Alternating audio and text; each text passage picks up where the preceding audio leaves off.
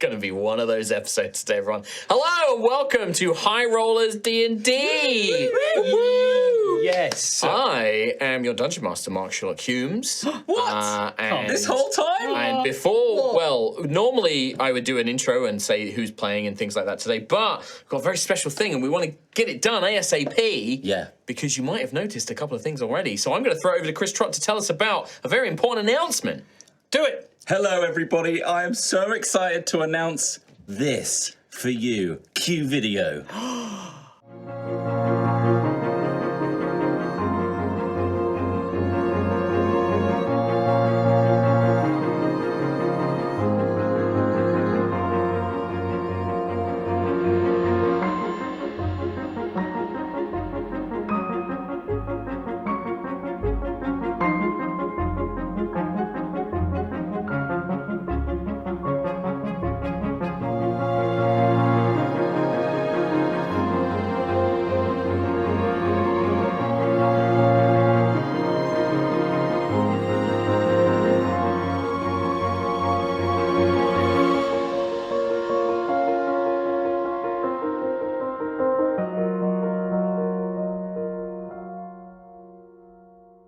That's right.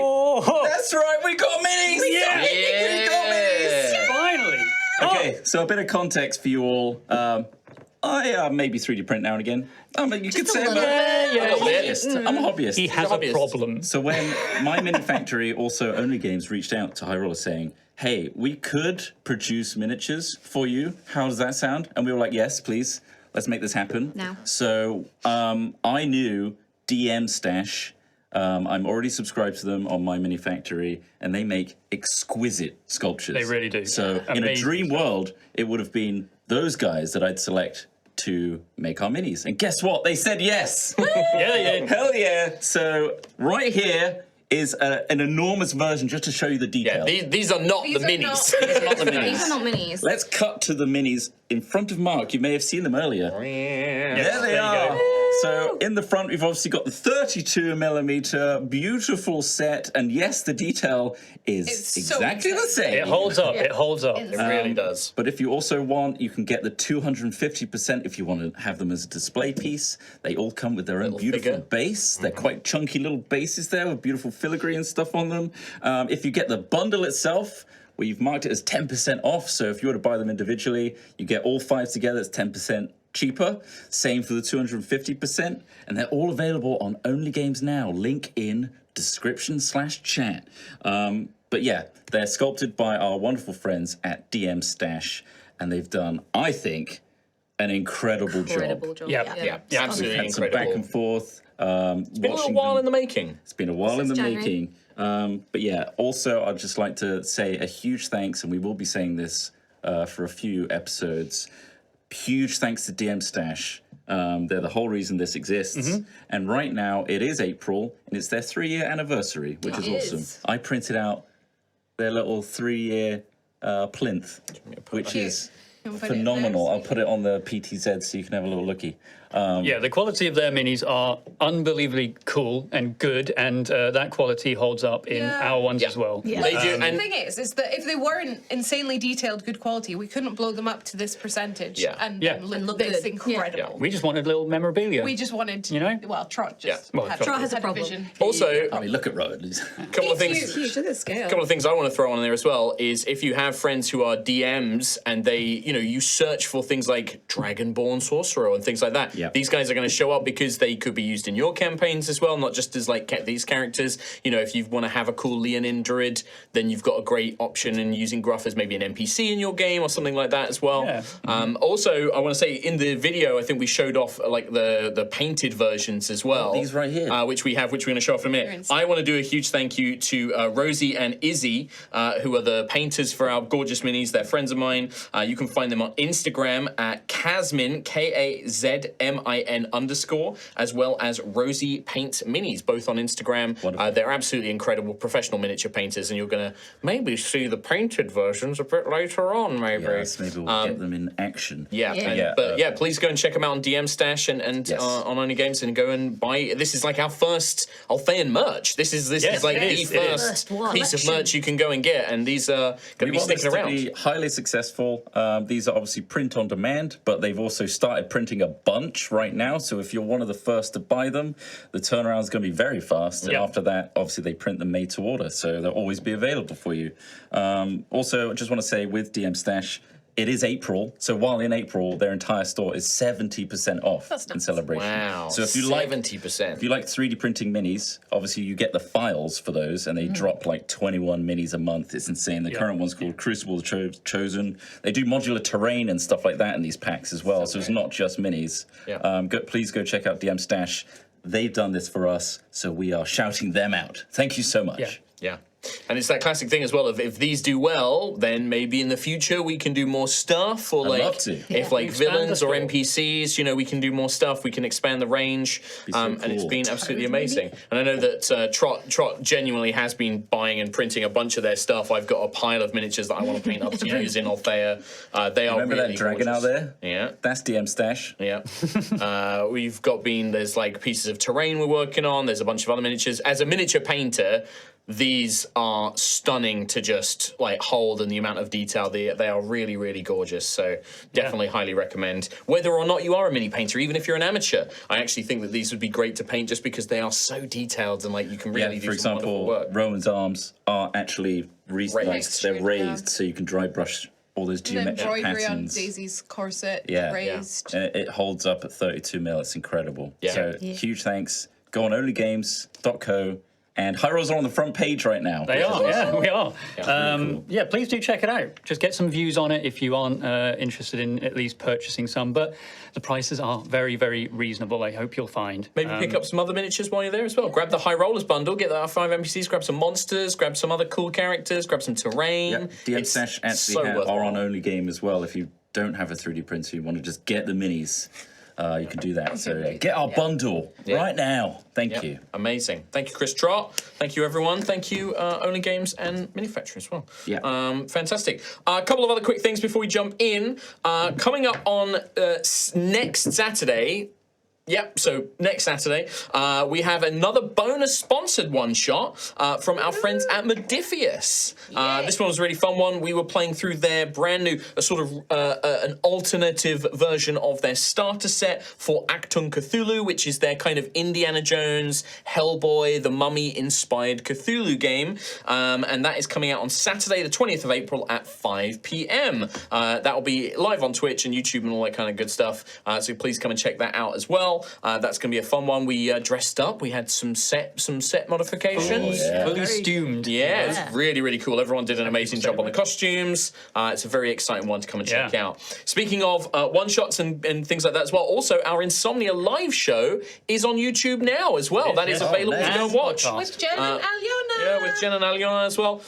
And they play their characters who hopefully we can get back to join us for some Altheya adventures again in the future. And also that show is it's one of our side quests, not necessarily a one-shot, so it is canonical. It just doesn't, we don't know exactly when it takes place in the story. So it's one of those things of we always like it with the one-shots, we don't want it to be too integral that you have to be caught up on the campaign, but at the same time we like making it a bit canon so that exciting things can happen, and things like Jen and Aliona's character can now be in the world and come and join us maybe in the future. They're real. And then the last thing, and I'm going to mention it every week until September. I'm going to keep talking about it. It's the High Rollers live show at the Adelphi Theatre. Tickets still available. Make sure you pick them up. Grab yourself some great seats. I think like the seats at the moment, I think they're about £40-50 for the really, really good seats. Thank you. Wonderful. Brilliant. Make them kiss. Adelphi Theatre in London, September 17th. You can find the link on all of our social media in the video description interaction and all of that good stuff as well. We'd love to see you there. Already seeing loads of the community in Discord making plans to meet up and hang out. Yeah. We've got people doing cosplay. People that have never done cosplay before are going to be doing cosplay for it. They're going to come along and see an awesome live show. And that will probably be done in the same vein. It will be an Althean side quest. Yes. So canonical, but to be determined where it's written in the campaign. It could be the best night of those people's lives. It could be the best night of your life, right? We're aiming for that. And you know, it's the pricing's all set. Like it's a case of like you just grab your ticket, you come along, have a great time. So and it's I think it will be a wonderful thing. Maybe have a little trip to London if you live in the Europe or Americas and you're like Europe. If you live in the Europes and you've always you're like I've always wished to see England. Or maybe if you're from America and you're like, boy, howdy, sure want to go see that London. Make a trip out of it. Come and see the live show in September. On a refund. Yeah. Oh, I've ruined it. Oh, cool. We've been cancelled. It's cancelled. Oh, shucks, everyone. Gosh dang, God ruined it. Listen, if they can do terrible English accents, I'm allowed to do terrible American accents. That's how I see it. Okay. Right, with that, though, with all of those announcements and awesome, very cool news with our miniatures, that is going to be it. We're going to jump straight into playing some D&D. Yeah!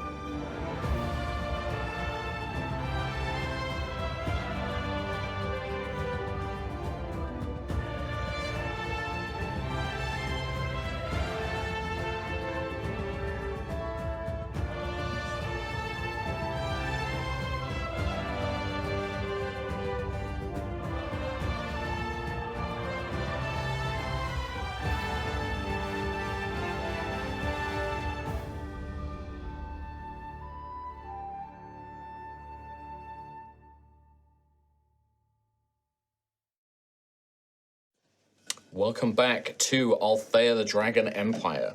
Last time, our heroes were approached by the tiefling warlock Caliphris, who offered a gift to make up for their last encounter.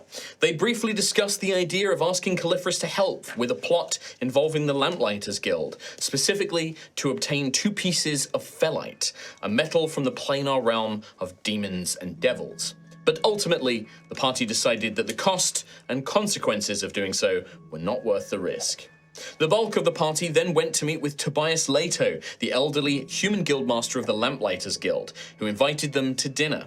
Tobias wanted to reward them for the job they were unable to complete previously and offered 600 gold and tried to convince them of his surprise and horror at the idea that a demonic cultist had infiltrated the guild. Their other guildmaster, a halfling woman named Janya Cooper, stormed out of the meeting, furious at the group for their accusations and refusing to believe that they themselves were not involved. Tobias asked the party to try and locate his missing friend, the chief illuminator of the guild, Morris Goldsight, before he was arrested by the local authorities, fearing that Morris had been compromised and maybe being forced to act against his will. However, Daisy was unconvinced by his words and believed the guildmaster to be performing his shock and sincerity. Meanwhile, Gruff of Tremoro seeks help for a curse that has befallen 2 of his friends and is set out into Ashen Rest alone. Gruffeth. Actually, I've just gone back to ISAT. I've ditched the crew and I've decided to go back north. It's toodles. Okay, bye, Kim. Bye. Bye. I can't believe it. This is how she exits the campaign. I'll take the mini off the store. Yeah, you should do. Gruffeth. Where would Gruffeth be heading as the rest of the team head off to the Pharos, the headquarters of the Lamplighters Guild? Where would Gruffeth immediately be heading towards to try and seek aid? So I guess his first thought would be returning to the cathedral to check in as to whether or not the Sun Sword has had any progress on what kind of I guess penance or Sure. What job needs doing in return for caring for these 2. And yeah, I guess depending on the success or failure of that, he would either set out to start doing that or visit one of the other temples to try and get more. There's multiple that you've not necessarily all been to as well at this point. as you're making your way, the sun is setting. You know, it was evening time when they went for the dinner. You kind of split off. The lamplighters are out, activating their everlights, and there is you can't help but kind of feel a sort of hint of worry, maybe, as you see them going around activating these lights, which you know have caused a few problems. But as you know, it's getting darker, evening time, and as you're making your way, you see a figure that you recognize and immediately brings a kind of sense of, I think for Gruff, a sense of excitement, because you see out on patrol is Sir Griold Steeleye, the Dwarven Knight, who you had encountered at the gates when you first arrived here at Ashen Rest, and still dressed in their resplendent half-plate armor. They have a huge crossbow over their back and a warhammer slung at their side, and it looks like he's on his own, but he's patrolling. You can see he's kind of like, you know, waving to people as he goes by, but he seems to be out in the town, wandering around, and he sees you. He, like, as you guys are kind of like making your way, he looks over towards you, and with sort of a quirk of his head, he kind of rubs his dark black beard, very ornately dressed, braided with fine jewelry, his long hair kind of slicked back and tied back as well. He nods in your direction and begins walking towards you. Oh, bloody hell. Okay, keep it calm.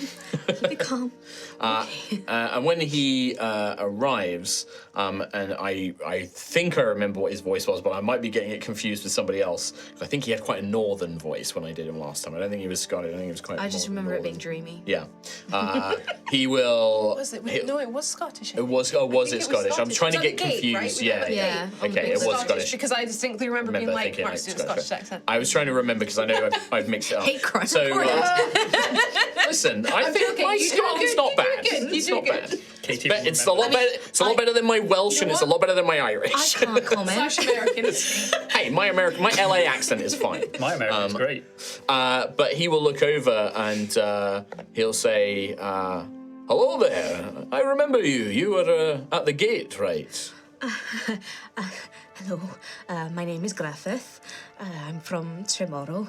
I was at the gate recently with a group of travellers. Not just that. If he'll kind of think, he's like, "Aye, not just that, but if I remember," I'm slipping around. Hang on, give me a second, because I had a different accent in my head prep. So Say hello, I'm... no, because that's what's throwing me off. Is Kim doing the Welsh, and that's getting to me. Do you want me to shout at you in No. Scottish? Okay, yeah, we Glaswegian, eh? Yeah, that works. It did work. Disgusting! Disgusting. Disgusting. Oh, it's a bit more dreamy and sort of hello. Oh, there we go, There yeah. we go. Aye. And he's like, aye, no, I remember actually. And if I'm not mistaken, you were involved. There was been some business down in Riverside, and you dealt with some sort of beastie, some demon or some such. I heard about it from the Duke and the Lord Marshal. Oh, the Duke's been speaking about us. It's No, been I've changed it now. this Roll with this business with the Lamplighters Guild and the demons. The Duke's a little worried, and that's why I'm out here. I'm just doing a bit of patrolling, make sure that there's no more of those creatures appear in the city. But I've heard about you and your companions. You're not with them tonight, are they? You're on your own? I was, well, two of my boyos, they've succumbed to a curse. So I was trying to find if I could, find further advice on how to lift it, maybe start trying to make the process myself. Oh, blimey. Yeah, he's like, aye, curses, magic. Well, that's a little bit over my head, I'm afraid. I'm just a humble man with a bow and a hammer. But I wish you all the best with it. Anyway, I mean, it sounds like quite a noble thing to be helping your friends and things like that. Where are you going? I can accompany with you a short of the ways. Oh, I wouldn't want to take from your time. I've got to patrol the town as a whole anyway, lad. I might as well walk with you a wee bit. I'm heading up to Bright Shadow Cathedral. Well, that's certainly a place if you've got spiritual curses and magic. I mean, there's certainly some people to go and see. I know that there's an odd elf who comes and visits the Duke from time to time. Lives in a tower near there as well. He's you've heard of them. You've met. Curious individual. That's impressive. Even I've not met the elf. They're very secretive, keep themselves secluded. Only really deals with the Duke. But they know more. The Duke sometimes speaks with this elf on matters of magic. If his son isn't around, Obsidius is a mage and studies arcane and magic of that sort as well. He knows a little bit, and of course all dragons know a little. But I wish you all the best. And what brings you to Ashenrest anyway? And he's kind of having this conversation. You're kind of like it's conversing as you're walking, right? Yeah, exactly. We're in West Wing. That was a really old reference. Hello, my name is Gruff. It's because the Scottish is throwing me. Saws. It's fine. Hello, my name is Gruff. I came here, actually. I left my village. Oh, so grey old, if I may be so bold. It's been my lifelong dream since I was a wee cub to become a knight. And he kind of like laughs and he's like, and he lets you continue, but there's like a kind of knowing sort of like, But I haven't been able to leave my village when I was a young'un because duty to the village and, and to my partner and my community and my, my kinsmen. But now, now that I'm older, everyone encouraged me to leave. And so I finally thought I'd set off. And I may be a bit older and a bit, a bit heavier in my years, but I heard that there is this order called the Order of the Loyal Hounds that accepts older. Aye, indeed. You're well informed then, Gruffith. That's indeed the case, yeah, the Circle of the Loyal Hounds. They're an interesting knightly order. They're not, they have a draconic sponsor, but their duties are more to their beliefs rather than to a certain draconic lord or lady, like the Knights of the Realm, like myself, or a holy knight dedicated to one of the churches of the saints. But indeed, yeah, the Circle of the Loyal Hounds, they're a good lot. I've got a lot of admiration for them and what they do, and to be, to be elderly and to be older of your kind is very different to, it is a greater risk, being a knight when you're young and you're full of strength and vigor. I mean, that's to be expected to a certain degree. I mean, I was a young man when I became a knight, but to do it later in life, to seek it when your body isn't quite as strong or as tough as it used to be, that's admirable. That's brave. You have my best wishes with you. Thank you. I won't lie. I think I strained my back a little bit in our last fight. If I may. You say that it's always been your dream, and obviously we've all heard the stories. I mean, I grew up on stories of knights. Me and the fellow kids that I used to hang around with when I was a wee boy, we'd sit under the bridge in Emberford and tell each other stories of famous knights and things like that. But I find that stories and that very few people want to be a knight just to be a knight. What is it specifically that drives you? What is it specifically that makes you seek out? I mean, it's not easy. And you'll be in mortal danger and fighting beasties and sometimes even against other people. It's not always vault spawn. Sometimes it's bandits who are just desperate. Sometimes it's people that just, a duke or a duchess doesn't particularly care for. It's not always an easy life. I guess maybe it's coming from a small fishing village. And sometimes he looks around and looks at his staff, hoping that Seren doesn't hear. I mean, he knows that it's just a photographic kind of, represent. Sometimes fishing can be quite challenging, cold and dark and wet, and the bites aren't coming your way. And I would always think there was a ballad that came to me. Kim cannot remember the name of the knight in the ballad off the top of her head. Sir Isabel. The ballad of Sir Isabel. And he nods, and there's like a no look, and you see the big heavy crossbow on his back, and he's like, oh, one of my favourites too. Aye. There was a travelling bard who came to our village, and the night that he put on the show and sang of Sir Isabel, oh, I was a young cub, but my mind, I was there. I was traveling alongside her. I was there fighting the Cyclops. I was there defending the weak. And it just always held something in my heart. Even when my sons and my children were born, I looked at them and I thought, I need to do something. I'm not enough. You want to be part of the world, to be a greater part of it. Aye, because if the danger's on your doorstep, then it's too late. It's true. Aye, it's true. And I never felt strong enough or good enough to protect my own, my children, my wife, my village. But I stayed with them because, you know, we need everyone, all hands on deck.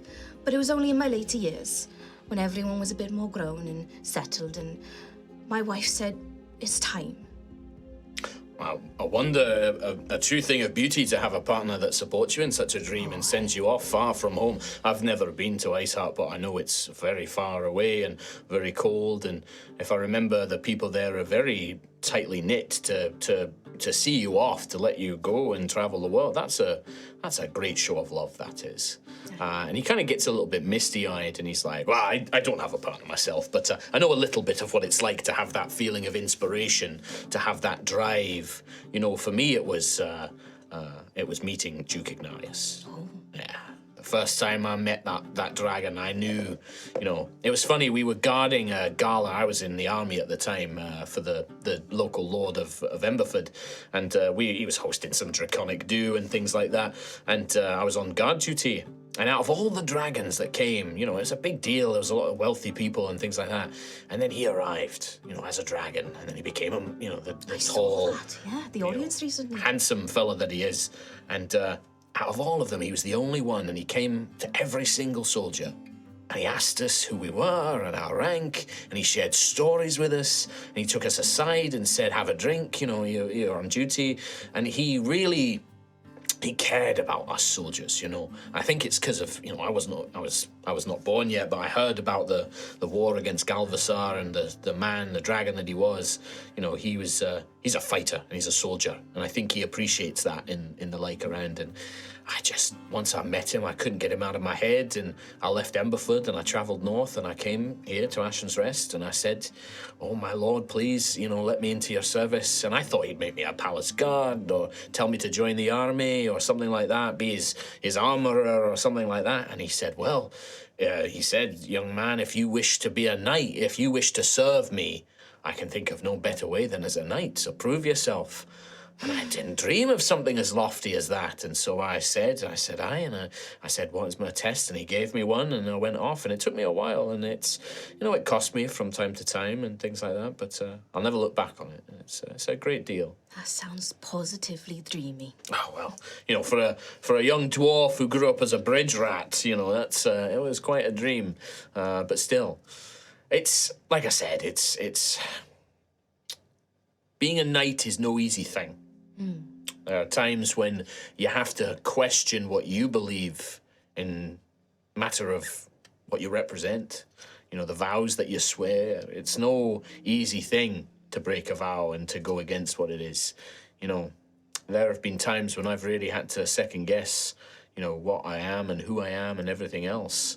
You know, do I disobey the orders of my duke to do what I think is right, or do I do what he's asked me to do, or are there ways that, you know, there have been times when I fought a great beastie, and it's a case of, if you let that beastie go, it might cause harm to innocents, but if you fight it now, you might lose good men and women that are fighting alongside you. And what do you do in that situation? You know, do you run? Do you flee?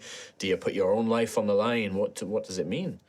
And it's not always an easy decision, but that's what being a knight's about.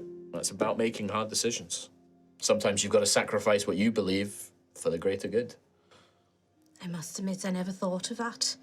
It's easy to get swept up in the legends and the stories, isn't it? To think it's all just slaying cyclopses and pretty maidens and pretty men's. You know, it's easy. Well, also, you know, I heard about the Loyal Hounds from another traveller, and he told me that their tenant was protecting the meek, infirm and vulnerable, and I'll be honest, it seems quite straightforward at the moment. It does, aye, it does. But, and I hope, Gruff, if you do indeed become a knight, that you never have to face those challenges. But you'd be surprised. protecting the weak and the infirm. What if one day you come across a miser who's old and sick, and he's been paying off bandits to rob people on the road to make his riches? What do? He's weak. He's infirm. Do you fight him? I think that one's going to keep me thinking for a while. I think, and I don't mean to dispirit you. I only mean to prepare you.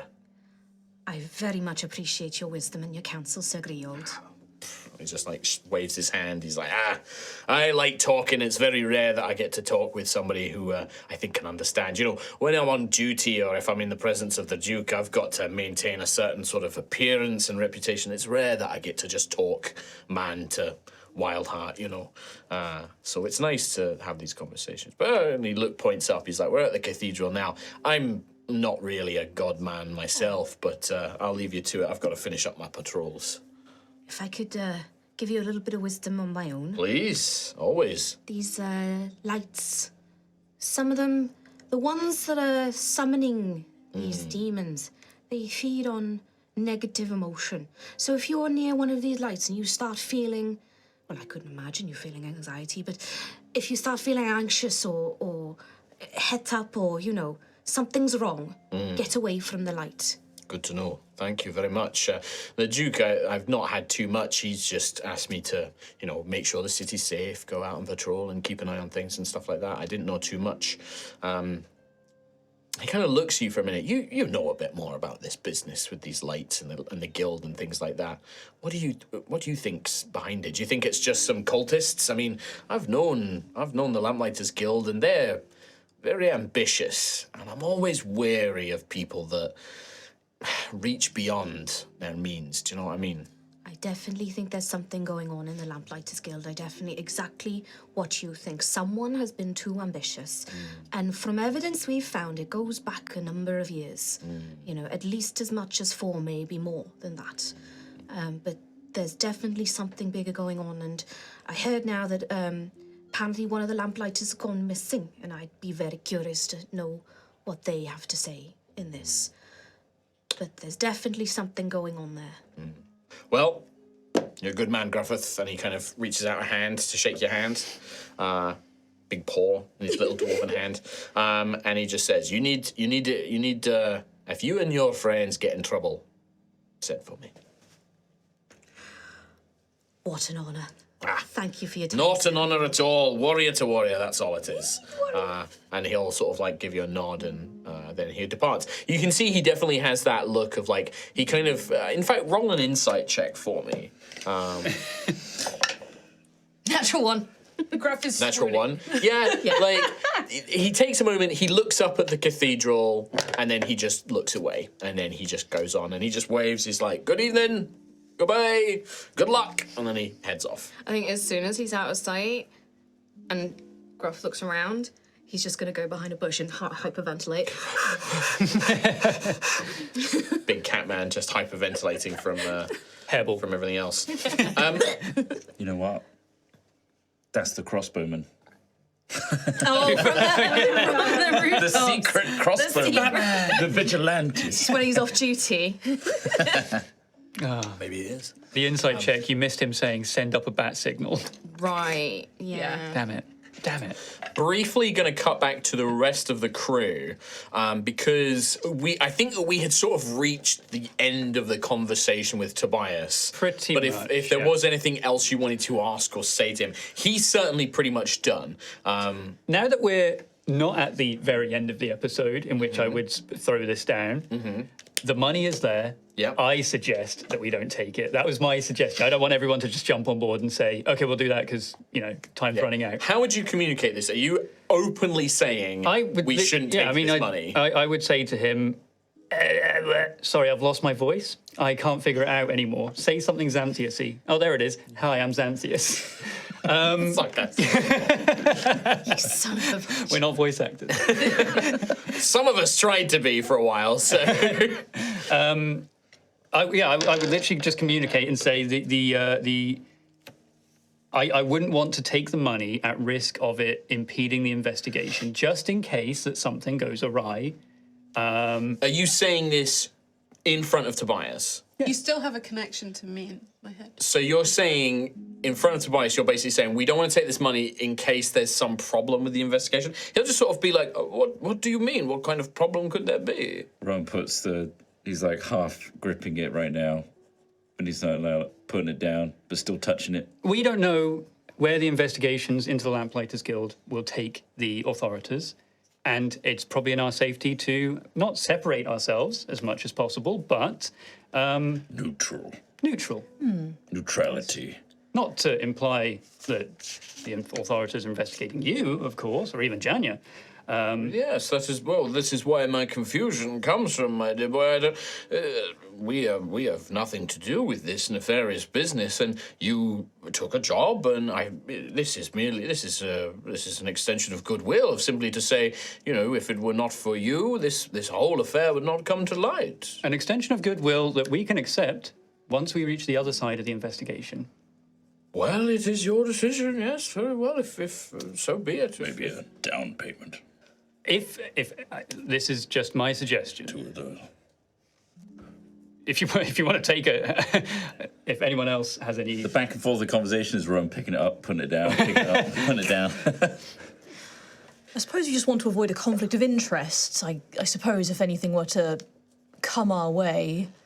I don't see how, my dear. You are the ones who exposed this ugly business. I mean, the Duke and the authorities know that you are working to put an end to the whole matter, as am I. Surely our interests are all aligned. Here it is the work of these cultists who are up to no good, and certainly they are not in any of the senior members of the guild. This is the affair of some low-level employees who are disgruntled and have been brought in. Likely there's some mastermind out there behind all of this who's been brainwashing and indoctrinating our members. Cultists under the name of the Lamplighters Guild and money under the name of the Lamplighters Guild. You can see the connection. Well, it is your decision. If you don't wish to take the money, then it is no problem for me.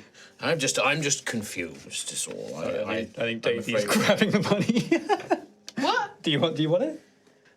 No, I didn't say. I was just going to say, well, Morris is high up in the guild, and... Well, and I too truly believe that Morris would not do this. He is being forced against his will, or he is being misled, or perhaps he's already dead and somebody's impersonating him. Heaven, by the Scions and Saints, forbid that is the case. But I've known Morris for all of my life. I would never dream of him being involved in such matters. He is a pious man.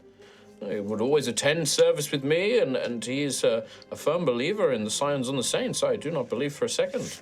Rowan wants the money. So.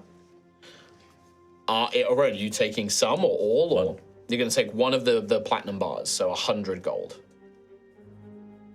Yes. Well, it seems that your friend is, certainly, this was a reward for you as a group. If you wish to take some individually, by all means. I can hold on to it if you I think it is only fair. There were 5 of you, I believe. 5, yes. I cannot stop. I suppose 100 gold each, take it. and then another 20, I suppose, if you wish. Yes. I can break out the 100 into a 20 if you wish. No need. So are you taking all of it? Yes. You're taking the whole 600? Whole lot.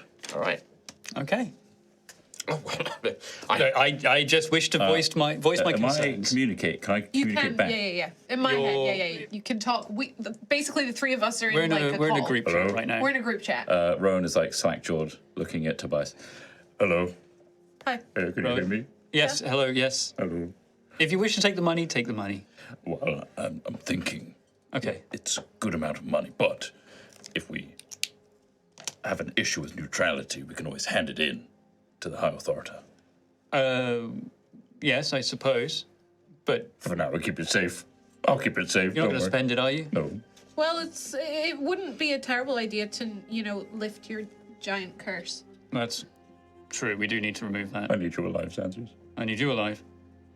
We may need money to do that. We may need money to do that. Yes, you're right. But if this is the money we wish to take and we need money, then we'll take this money. I'll give it back if we don't need it.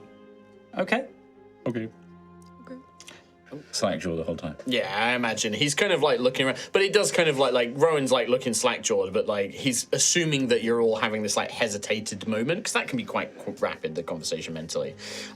He will say, "Well, I mean, it is your choice, yes, by all means. Yeah, as I said, it is offered freely. I offer it as a reward for your excellent service." We will get to the bottom of this. Thank you. You can trust in that. Please, if I can encourage you to do anything, please find Morris. Find him before, even if the authorities are able to, my fear is that they will assume he's part of this and they may not give weight to my theory that he is being sort of enforced into it all. He's not, obviously he's a dwarf, he's a bit longer lived than I am, but he's not a young fellow, and I can't see him doing anything like this. I assume this is all new and very current. You haven't sent any of yours to look for Morris. He literally vanished yesterday. Right. He's been gone all this morning. Sometimes I get my timelines muddled up. It feels like it's been weeks since it happened. That's not what he said. He said he vanished a day before the incident. Then he would say that. That's not him being duplicitous. Okay. That's Mark forgetting what Mark said. Liar! I wrote it down! Hold it! He would say that whenever he initially said that Morris disappeared. Because also the authorities changed to try and find him, Okay. The incident. Rowan says in his head before he says the next line, I'm about to lie. With utmost urgency, this time tomorrow, we will set out and look for Morris. Please do. I'm afraid we yes. could leave earlier. Well, if you want, if you need access... totally going to go tonight. If you need access to his chambers or anything like that, if you wish to search those, I can arrange that for you for tomorrow. But like I said, I remember him saying something about some ruins, perhaps, or perhaps he might head to Ferros, or I don't know. You'll have to, maybe you can speak with the guards and find out underneath if anyone's seen him. An archway.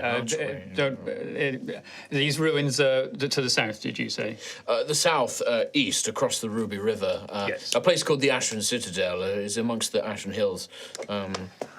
Okay. Thank you for the wonderful dinner. You're more than welcome. I'm sorry that Janya's mood sort of soured things, but I'm very grateful to have met you, and I'm very grateful for your assistance in all of this. Suspicions are running high from all sides, I'm afraid. It is completely understandable. I would really like to maybe just have a conversation with Janya and just reassure her that we're doing everything we can. Do you know where we could find her? Well, once she left here, if she's not in her own personal chambers, she may have headed out into the town or some such. I'm afraid I wouldn't know. You could ask the guards if any of them have seen her, but if she's not here in the tower, I imagine that she's gone off somewhere else. Well, we'll do our utmost best to get to the bottom of this. Thank you. It would be much appreciated. If I were a younger man, I would be more involved, but I'm afraid my years are slipping away. And he sort of weakly gets up and sort of like goes to shake hands and sort of like nod to you all. And then, lets you, he says like, oh, the guards will escort you out when you're all ready. This weekly thing, maybe it's cruel to insight check the movements of an old man. No, it's not. Absolutely not. Yeah, wary of insight check. Maybe he's like, you can make an insight check on anything. We close the door. Are you? So insight is like reading his body language and things like that. Perception would be like, spotting if spotting if he had like, is it like a cane and he's like, something like that. But if he's old as balls, history. It'd be insight. Wow. Like if you're trying to read his body language to determine if he's putting on an act, it's insight. Son of a Scion, religion? I'm going to roll. This will either be persuasion or deception because I don't want you guys to know which one. Okay. Well, I rolled a 4. A 4? Yep. He looks pretty, like his skin, he's clearly in like, maybe his like 70s. Yeah. His skin is quite wrinkled. His hands are a little bit shaky, maybe arthritic. He's definitely, you don't think he's faking that. Like you do think he's quite elderly and quite, wondering if he's weak. Yeah, making an appearance of that. Mm-mm. Okay, fair enough. Sorry, when Tobias said that we have access to Morris's chambers... And he can arrange it for you. He can arrange it, so he's not going to give us a key or anything now. I mean, you can ask him. Do you have a key to Morris's chambers? There will be a master key to all of the rooms in the tower. I can have a guard fetch it and open the doors for you if you like. If you intend to look in there now, I mean, that would be quite. I'd be quite gracious of it. Why not? We are here. Yeah. Yes, of course. He'll like reach out. Matteo, one of the guards comes along and he's like, "Yes, Guildmaster. Could you go and fetch the key for the tower and let these fine folk into the Chief Illuminator's chamber? Perhaps they can find something that the authorities missed earlier. It is worth the shot if we can locate him." "Oh, of course, Guildmaster. Please, if you wouldn't mind following me, I just need to go and fetch the key, and then I'll come and open the door for you." And if you go, the guard will take you down. He takes you down a few flights of steps. The Pharos is this incredibly tall, beautiful tower. It's maybe like 7 or 8 floors. He goes down a couple and finds a very, decorated corridor. There are like paintings of like various guildmasters and things like that throughout the time. And he leads you to it, opens it up, goes and fetches a key, comes back and opens the door. But he keeps the key, opens it, and lets you in. And he's like a young, I'd probably say he's probably human, like guard, maybe in like his 20s. And he's just sort of like, "Yeah, please help yourselves." On the journey down, could I speak to... Are we still in... Yep. What was the time? You get an It was hour. like 4 hours or something, wasn't it? Hour. Oh, right. 1 hour, yeah. This communication ability you have, Daisy, how far away do we have... Can we go with this? Are you able to reach Gruff, is the question I'm asking. Good question. I think you need to see them to establish I the think it's like communication, a but then once it's established, it's like Yeah, any it's distance, however I think. long. Yeah. Let me just check. I'm just wondering Gruff's on a date. It's on a date. if it'd be best to... I mean, we can investigate the place 1 now, mile. but 1 mile... But you need to see activate. Gruff to be able to activate As long it. as you're within 1 mile, choose 2 creatures you can see. Right, okay. Yeah, no, we can... Maybe we can come back. I can like go to a window and like see if I can see him. Just stand there. You could try, sure, you could try. Just If that's the rules, I don't know how this works. I need to see Gruff, otherwise I can't really think clearly enough to. Yeah. I'm also kind of getting used to the ability of making sure what thoughts actually go through into the... It's interesting, this. Hello. Hi. Hi, Rowan. Ophelia, you're watching these three just like looking at each other and like you're just stood This is there. what we're Yeah. walking and thinking. Yeah. Oh, I've done it with Ophelia before because we connected to the scarred lady. Yeah. So I will just say to Ophelia, "Oh, we're the thing," but I can't do it with everyone. So I'll keep it secret. Let's have But a I little haven't said look anything around. more. Yeah, let's look around. I was just wondering if we could get Gruff. But that's no problem. Sure. And his burgeoning perception. The chamber the chamber that you guys enter is a quite disorganized, kind of messy workshop and like bedroom, basically. There's like a sink that's been built in like a small faucet, maybe just for like washing hands in your face, getting ready in the morning, that kind of thing. A bathtub, a little bathroom set off to the side. But it's, mostly like a messy workshop. And you can see, probably dozens of unfinished diagrams, some of them being screwed up and thrown away. There is a large bookshelf full of books on alchemy and studies of like engineering and architecture. This is kind of like a scholar's room mixed with a little bit of a practical workshop. There are artificer's tools. So you see like all these gems. Ophelia, you would probably have the most experience with something like this because some of the artificer equipment is very similar to the blood jewel crafting stuff that you remember the Countess line. Very different, obviously, but there are some elements here. You see guides of magical runes and sort of like the ways that they can empower certain objects, and you remember some of those like the Countess using and things like that. There's a similarity here. Not quite the same, but similar. Jewel artisan. Yeah. With this, it seems to be more things like metalwork and glass blowing. You know it more for like jewelry and gemstones in particular. And then there's the unique aspect of the blood gems and things like that. sanguinite specifically. But with this, it's more tailored to like blacksmithery and glass blowing and things like that. But very similar, like some of the similar tools and stuff like that. The room looks like it has been sort of searched through already. But yeah, you guys tell me, what are you doing? What are you looking for? And I might investigate areas that seem like they're still tidy. Like I'll look for areas that seem like people this may not have searched. been routed through. Yeah, sure.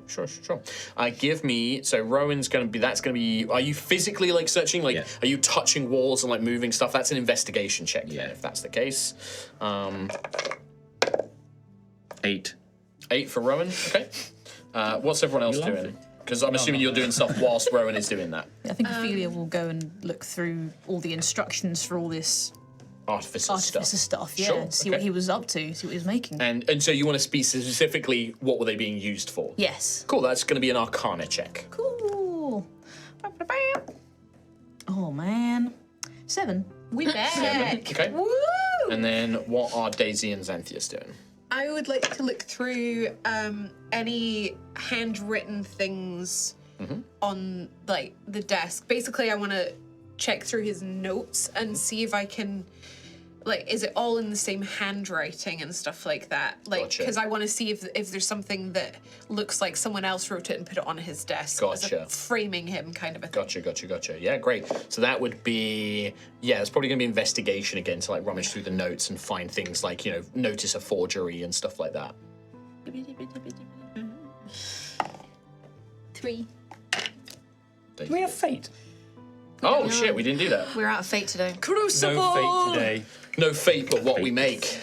D6 from everybody. I didn't realise that. If people would like to, I mean, you've rolled them and you know they're quite low, but they people were can bad. add them They were bad rolls. It was a natural one from my first one. It so, wouldn't have been different. Is that for your fate roll?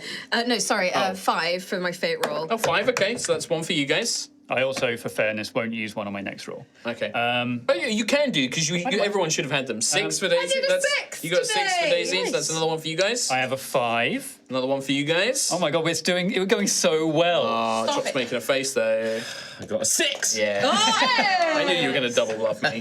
What about I got a 3. a 3? That's 1 for me. It's not a shutout. Not a full house. Not this time. And Mark. A 3. 3. 1 for Mark. All right. It's 2 and 4. We got So double. 2 and 4. Okay. So You can use them if for all of you guys, like if Rome wanted to add one It would retroactively, make you absolutely a could do. difference I for got me. an 8. I don't know if I could swing it. Nah. Okay. I mean, you could get it up to a 14 potentially. I think I'll in this instead of investigating room and tussling with stuff, I imagine it's quite crowded right now anyway. I'd be talking sort of passively, like picking things up, putting them down, but I want to talk to, I guess, the guard and Matteo. say, what do you know about where he might have been going? We know he might have been going south. So you're kind of like, you want to use your charm and persuasion to see what information you can glean, this sounds like. Yeah, and I think I would involve others into the conversation as well. I don't think people are completely locked into their activities. No, but in terms of the game mechanics, this is going to be Xanthias making a persuasion check. Sort of like how much can you charm this guard into like revealing things maybe either he shouldn't or he doesn't realise. Yeah. So it's going to be a persuasion check. Every now and then, like, touch my lips. What if you taught me, huh? Persuasion. Yes. Boom. 21. Nice. Wow, nice. We kiss. I'll go through that in order. So Rowan, you spend a fair amount of time like rummaging through. You go and things like you check like the bathroom and the bathtub. You check under the bed. You check a bunch of like these places that haven't already been disturbed, and it looks fairly normal. Like you don't really find anything out of place here. At Not best, very good at this. At best you can find that like some clothes are missing. Look like they were grabbed in a hurry. That's about it. I've got it. You've solved it? Some clothes are missing. Okay.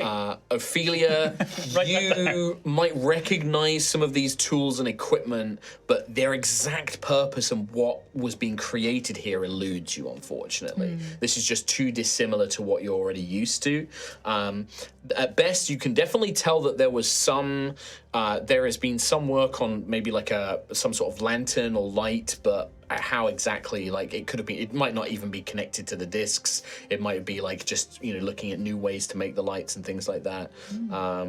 You find some strange kind of like series of like ringed lenses, but you just can't make any sense of it. There's no immediate information comes to mind, unfortunately. Daisy, you rummage through the notes.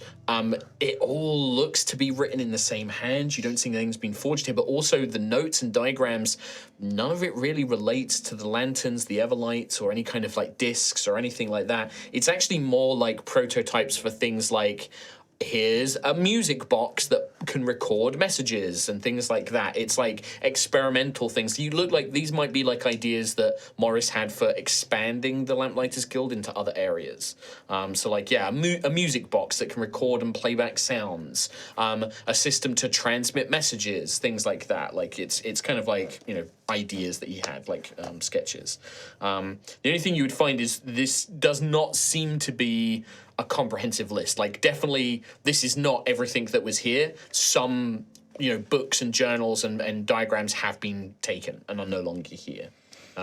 You can find, like, racks on the wall where, like, journals should be, and there's empty spaces, right? Very noticeable. Xanthius, yes. You end up mostly talking to Matteo. He's a young man. He tells you he's not been with the guild too long. He was hired on as a mercenary guard in the last year. Okay. He says that he quickly kind of like rose up in the ranks. He's quite a dedicated guy, and he says like, well, the truth be told, sir, I knew a little bit of Mr. Goldsight. In terms of where he might be, it's difficult to say. He so rarely left the Pharos. He was always working in the workshop, either here in his personal study, or there is the larger workshops downstairs for the illuminators and the chief illuminator. I know that he would often need supplies for various matters, and he would send out assistants to go and buy things. The only other time that he really left the Pharos was to attend the cathedral for church services, for day services. He was a very devout follower of Pyrrhus. He and Guildmaster Tobias would go quite frequently together. They've been friends for a very long time.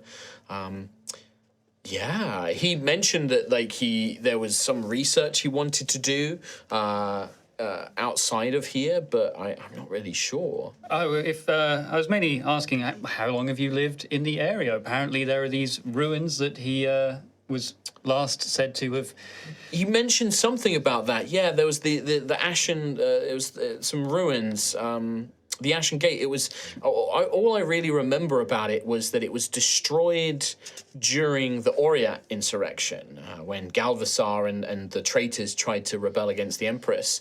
He sent one of his most powerful lieutenants to try and attack Kuldra. He sent one of his most powerful lieutenants, and hordes of these creatures that had been warped by the metal, and he sent them, and it was the Duke and an alliance of the Duke and some Draconic allies and forces that fought, and in the process the fortress, which was the Ashen Citadel, sorry, not the Ashen Gate, the Ashen Citadel was destroyed in that battle.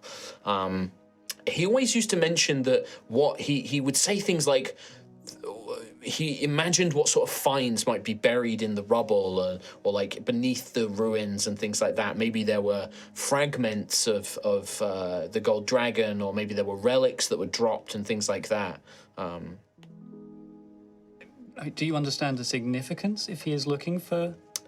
No, I think he was a very intelligent man. He was always interested in magic and things that could be used to empower his inventions. He was a very pious man, but he was also very ambitious, and he was very driven to find new ways to. He said that he wanted to make the Empire a brighter, better place. With light. Just recovering relics of this material doesn't sound like it'll bring brightness to the Empire. I think he was wondering if maybe there had been something left behind, like essence. You know, like, as far as I'm not a mage, but I know that sometimes magical creatures and spells leave behind an essence, and that can be used for powering spells and things like that.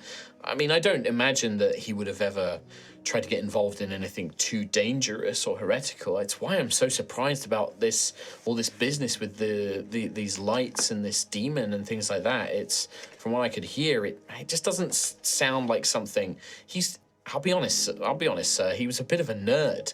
I see. He was bookish, and had a terrible cough, and his lungs weren't very good. He was quite elderly for a daughter. He was getting on in years. In your professional opinion, not a suspect. I certainly can't see him being directly involved. I see.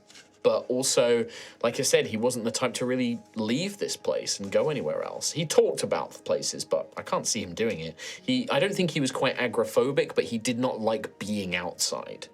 Okay. Apart from going to church, which he would do routinely. He was very devout. I know that him and Tobias and the Sun Sword are all very close. They've known each other for a very long time.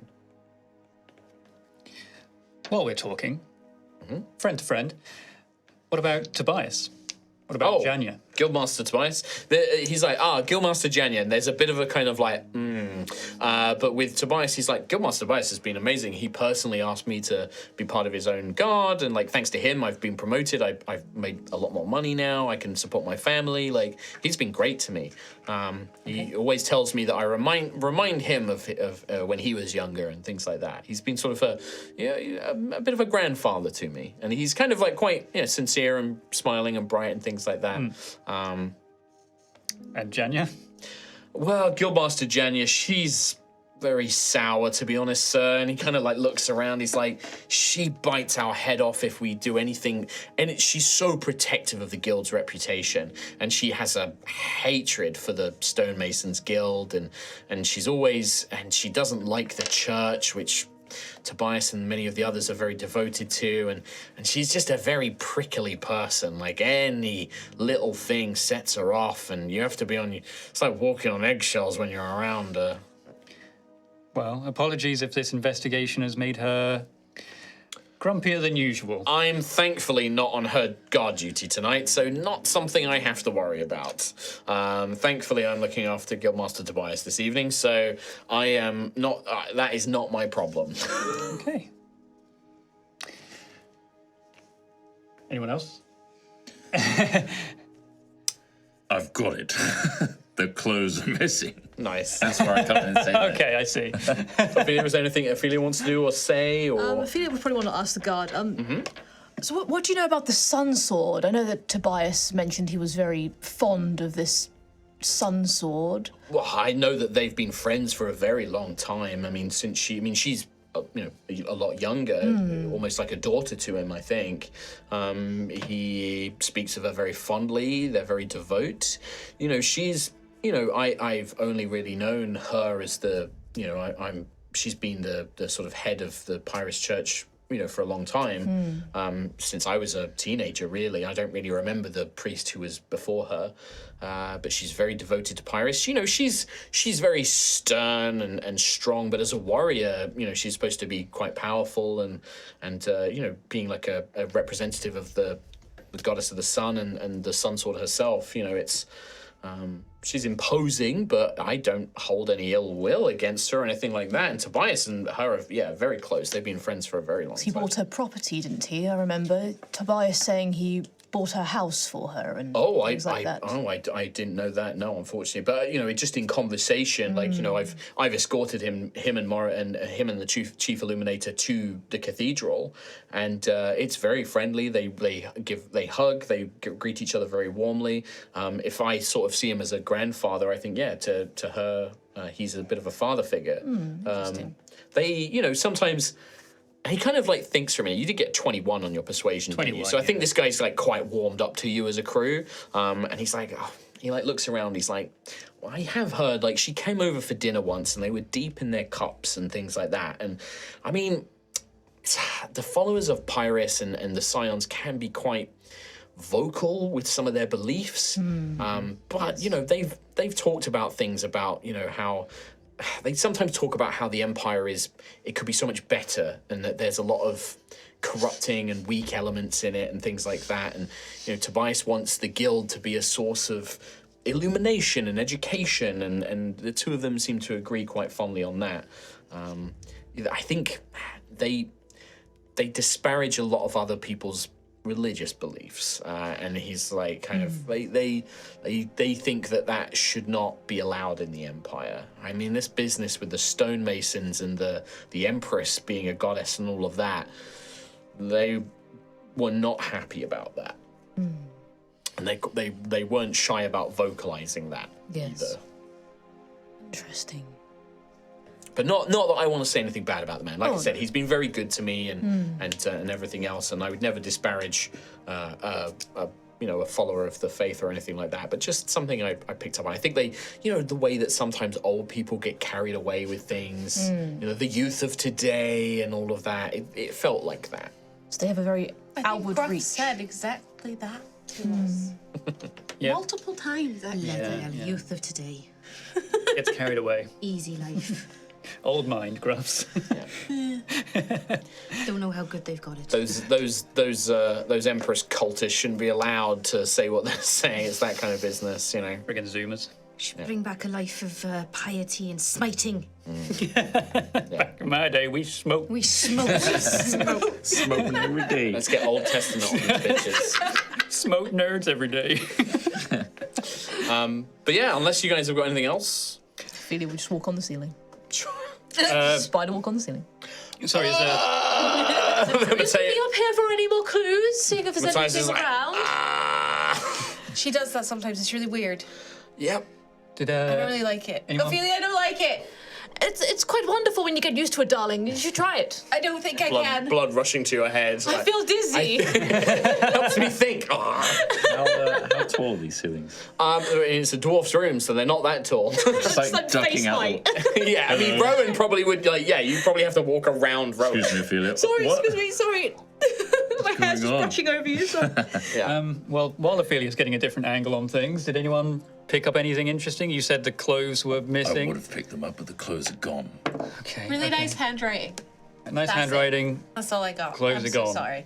Although there are some books that they've taken, but I assume they've taken them for the investigation. Possibly. Matteo will say, no, those were gone, like, they were missing. Oh. The authorities also pointed that out, that there were things missing, and I see. they wanted to know where they went. Are there any like And clothes. noticeably uniquely crafted like wooden boxes or storage chests or anything like that that seem like very personal items? No. Is there a door behind the book? You go up Try to it. and pull out the top of all the books. The books to fall on try the and floor. trigger the- Yep, you just pull out a bunch of books. No, just the top bit just pull 'em. of all of them to try and trigger a trap door. You spend a good sort of 15 minutes doing this. None of them seem to activate some sort of secret.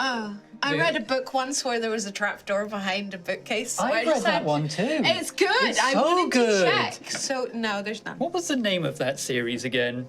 The lusty. I know, what was it? What was the name of the book series? Can't Tom, recall. seeing as you've read it and you know it so well. Can't recall. I think I might need to make a history check.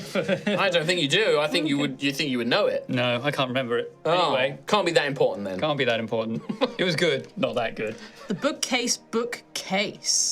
Oh, yeah, it was a murder. You read it too, Ophelia. That's the kind of name like Richard Osman would call one of his books. Like, you know, It's a murder mystery. the Then they bookcase. found the body behind the bookcase. Bookcase. But it's going to be the mysterious case of the bookcase. Yes. Mysterious bookcase of the book, yeah. Serious There was case. To be fair, Seriously. Agatha Christie wasn't much better at coming up with book titles either. Like, she'd named a lot of dumb shit like that. The Mysterious Affair at Styles, because it's about a murder that happens at a place called Styles. Oh, genius naming there, Christie. Murder on the Orient Right. Express. Oh. Guess what happens? Someone dead on trains. Yeah, might as well be called Someone Dead on Oh no. Right. They got in through the bookcase, killed them, and that's how they got out, and nobody could figure it out. How devious. I just had to check, because if we found him behind the bookcase, there's not. Oh my god. Spoilers, by the way. Sorry, if you wanted to read I that was one. gonna read it. So sorry. But to answer Run's question as well, yeah, no chests or like anything that somebody would use to transport things in. None of that's here. It's all like permanent fixture, right? So like there are wardrobes and chests of drawers and things like that, but there's no like big antique chest or anything like that. But there's no like backpack, no satchels, no. Looks like it's all been taken in a hurry. Okay. There's nothing that any of you have found. I think our best lead is to head to the ruins itself. Well, I think we should find Gruff We should. first. Yeah, absolutely. Yes. He's gone. Because I feel like we haven't heard that's blasphemy or you kids these days in I haven't heard. a little while, and it's kind of unsettling. I haven't been called actually. meek, infirm, or vulnerable in a while, and I Yeah. kind of miss it, So is the plan? What's the plan? Head back, go wander around until you find Gruff. I imagine we would know from Gruff telling us. Gruff probably would have told us where. I mean, imagine you would have just said, "We'll meet all back at the inn tonight" or something like that. I think I said I was Going from to the the last episode because cathedral. I watched it the other day. Mark conveyed I was going to go and find out more about the curse. Yeah. But that's all. I think it would have been a "let's all meet back at the inn tonight" kind of thing. Let's all meet at the inn tonight. We'll head back there then. I yeah. think. Back to the inn. Nice. Gruff, gonna throw it back over to you for a little bit. You arrive at the cathedral. It is already late, so as you arrive, you're kind of hoping that you will encounter Ilkara Sunsword as her duty, like her shift is normally during the day. It's now becoming nighttime, so it's probably going to be taken over by the melee congregation. But as you arrive, the cathedral is surprisingly quiet and empty. It looks like you're kind of in between services, so most people aren't around. You step inside, there's no acolytes or anything around. It's big and empty and open. You know that there are side chambers and things like that, but you don't see anybody when you immediately come in. I'll probably call it hello. No response. No. He'll probably make his way through the cathedral, kind of make a sort of a quick prayer at any fonts that he pass, any altars he pass, and then head to like where does he see a door? Like Yeah, so you came here before when you brought Teresa here. You know that to one side, Priest Arden and the melee congregation have their kind of path. So you assume that the other half would be where maybe the Sunsword would be. And there are like these two divergent hallways that then probably go into stairs and go into other parts of the cathedral. You make your way over to that side, and as you do, there is a door slightly ajar with light coming through, and you overhear the Sunsword. You just very briefly, with your perception, your passive perception, just hear, "Do not let yourself give in to the same weakness you condemn. The light must act where shadow will not." And then there is silence, and then you hear footsteps. See, other me would cast, would wild shape into a cat or a mouse or pass without a trace. But Gruff, being Gruff and being devout and believing that the Church of the Scions is the truest thing that he knows, will just wait. Yep. The door opens, dressed immaculately in her white robes is Ilkara Sunsword, who kind of steps out and is quite startled to see you there. It's just, forgive me, I did not realize that anyone was here. It is normally quiet during this time between the services. How can I help you? Forgive my intrusion. What is this voice? Hello, my name That's is fine. Gruff. I wanted to speak to you again. I was just wondering if you heard any further word Yes, from... you and your friends Yes, came. I'm very concerned about the boys and... I did spend some time in prayer today, in meditation, asking Pyrrhus for guidance, and I believe that these cursed individuals, your friends... Very cursed. There is, you said that you encountered this curse whilst you were fighting a spirit, yes? The ghost of Tyria. Yes, and it projected a sort of terrifying fearsomeness that caused this curse to fall upon them. A scream. Very screamy.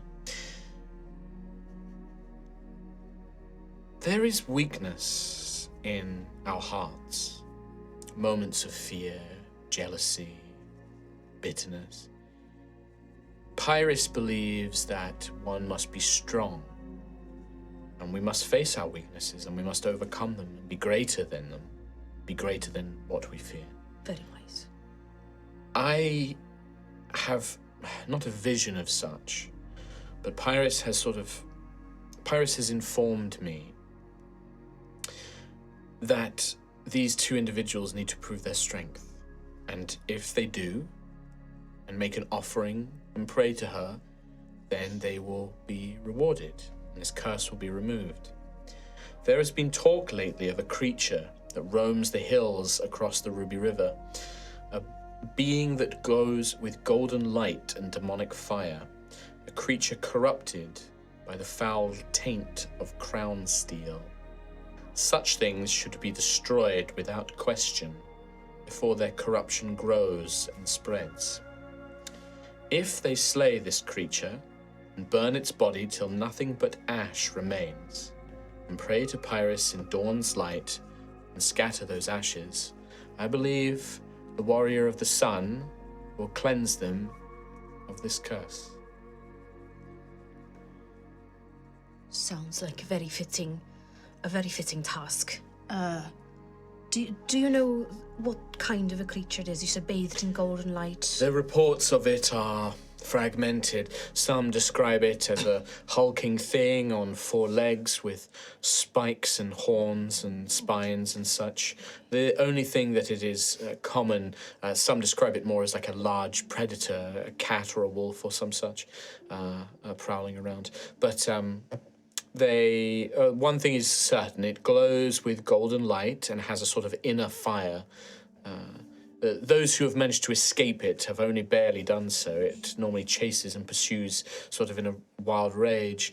I believe the matter is being brought to the Duke's attention, and normally he would send one of his knights to go and deal with it, but I believe with the danger to the town from this plot that you and your companions discovered, I may not be able to send anyone. I believe that the knights are being called to deal with the matters here. Where did you say it was again? It is across the Ruby River in the hills. Which is pretty much where we were thinking of. Well, there's hills to the north and hills to the south across the river. See, okay. So you've got, and you would be familiar because the Rustwale Woods near Rust End, there's hills around there. Okay. But then south of that, there are the Ash Hills where the Ashen Citadel is. So not where we. So it's either go north or go south. Sure, yeah, It could be in either one of those. Okay. Okay. I thank you for your guidance, Sunsword. If I may as well, perhaps a bit of penance on my part. I overheard a bit of what you said just now about bringing the light to the darkness. I wondered, was there anything I can do to help with that? She smiles. You are pure of heart, and I see a great strength in you. I think you should encourage your friends to end this curse, take them across the river and find this creature, and do not worry. Myself and many of the great servants of the Scions and the Empire will take care of matters here. You should focus on your friends. Okay, just know that if you ever need a paw, you have mine. It's very considerate of you. Big toothy grin. She just nods her head. It's Orc, kind of very serene and polite, and will just sort of nod her head, put a hand on your shoulder. Go with the light of the sun and the blessing of the Scions. Scions, Saints and Scions be with you. To you as well. Yeah, nice. The rest of the gang, you guys are making your way back. It's quite late by the time you guys are making your way back after the dinner and investigating Morris's room. We are talking like in the middle of like the night when you guys are making your way back. Ashen Rest is very quiet. You're not sure if like no curfew has been imposed, but maybe talk about, demons and ghosts and things like that have been sort of circulating around, and you don't see too many people out on the streets or anything like that. I know we've not been here super long, but is it quieter? Quieter than what you would expect, yeah. And you begin making your way through, and like I've always described Ashen Rest, outside of the big plazas and the main roads, a lot of the places here feel quite tight. The buildings are quite tall, 2-3 stories high at least, kind of enclosed around you. And you cut your way through various kind of little alleyways, making your way back towards the inn, towards the Enticing Devil. Yeah. As you are making your way down one of these streets, you see, and keep in mind they're everywhere, so it's not uncommon to see the Everlights as you go. As you are making your way down, there is this kind of sense of foreboding which comes over you. And you see ahead of you one of these Everlights begins to flash and flicker. And green smoke begins to billow out from it. And that smoke begins to form into creatures. Oh, as you see, That's new. that's different. you see a number of alien-looking humanoid shapes, half their faces turned into a rictus grin with a great horn coming out that back, wielding these kind of almost like censure-like flails that give out this noxious plume of smoke. They kind of morph and warp into form out of this smoke that billows out of the light. There they are. The ones the phosphorus one's dead. Whoosh. And with that, The what? the phosphorus. Phosphorus. Dope. What a cool name. I wish. Why am I not the That phosphorus? is where, if I could please have everyone's new miniatures. Our new minis. Yeah. Well, I believe in. I'll keep Gruff for Yes, now. if you can keep Gruffer for now. So, what kind of order? Who's going to be at the front as you're making your way down the This is street? just us chill walking, right? Yeah, just chill walking. walking. For the sake of it on the battle map, imagine there is a row of houses here. Okay. So that is completely That's blocked off. But for camera purposes, we're keeping So our that clear. escape is. Well, if you're going to eastern side, escape, you western can either side. go back or front, or you've got down these alleyways there's as well. I feel like in general, if there is no specific order, Yeah, who's Rowan always like at keeps the front? forgetting that his stride is Bigger. bigger than everyone else's. Yeah. So he's sorry. Daisy gets Sorry. distracted really easily, so she's probably tagging along behind. Yep, behind feeling we'll Rowan. probably- Also, at the her front. legs are short. At the front as well. He's keen to get back for some wine. Sure. And then what, Xanthus at the back? time. Or? Yeah, I've Wine been time. just walking It's 1 o'clock. in group with everyone else rather than like- behind. Yep, so like a little group of four like I that. imagine we were all having idle conversations. Great. And like I said, you see this group of figures kind of form in front of you. And then you immediately kind of like glance back, hoping that you can maybe that would be a way to flee. And you see the Everlight behind you pouring the same green smoke out as more of these creatures. Okay. No. How many from each, sorry? You're going to find out in a minute. Okie dokie. The phosphorus. Phosphorus. Phosphoratu. Wait. Phosphoratu. Phosphorus. Off both sides. Oh, this is quite a few boys. This is a lot of 1, 2, 3, 4, 5 ahead. 1, 2, 3, 4, 5. He just Dumping. Just dumping these dumping boys. mad beasties. Dump those beasties. As these things billowing out like smoke, as the smoke hits the cobblestones, it takes on these humanoid forms. And again, you now see behind two of these like demonic looking warriors, and they are clad in armor, but the armor is almost like chitin. It's not formed into plates or chain, but rather these great slabs that have almost just been bolted to their chests. And they wield these grotesque poison spewing censure flails. They each have as well a number of like more bestial looking creatures with them that are almost like dripping with ichor and sludge. And they just point, kill them. And that's where we're going to roll initiative. Boy.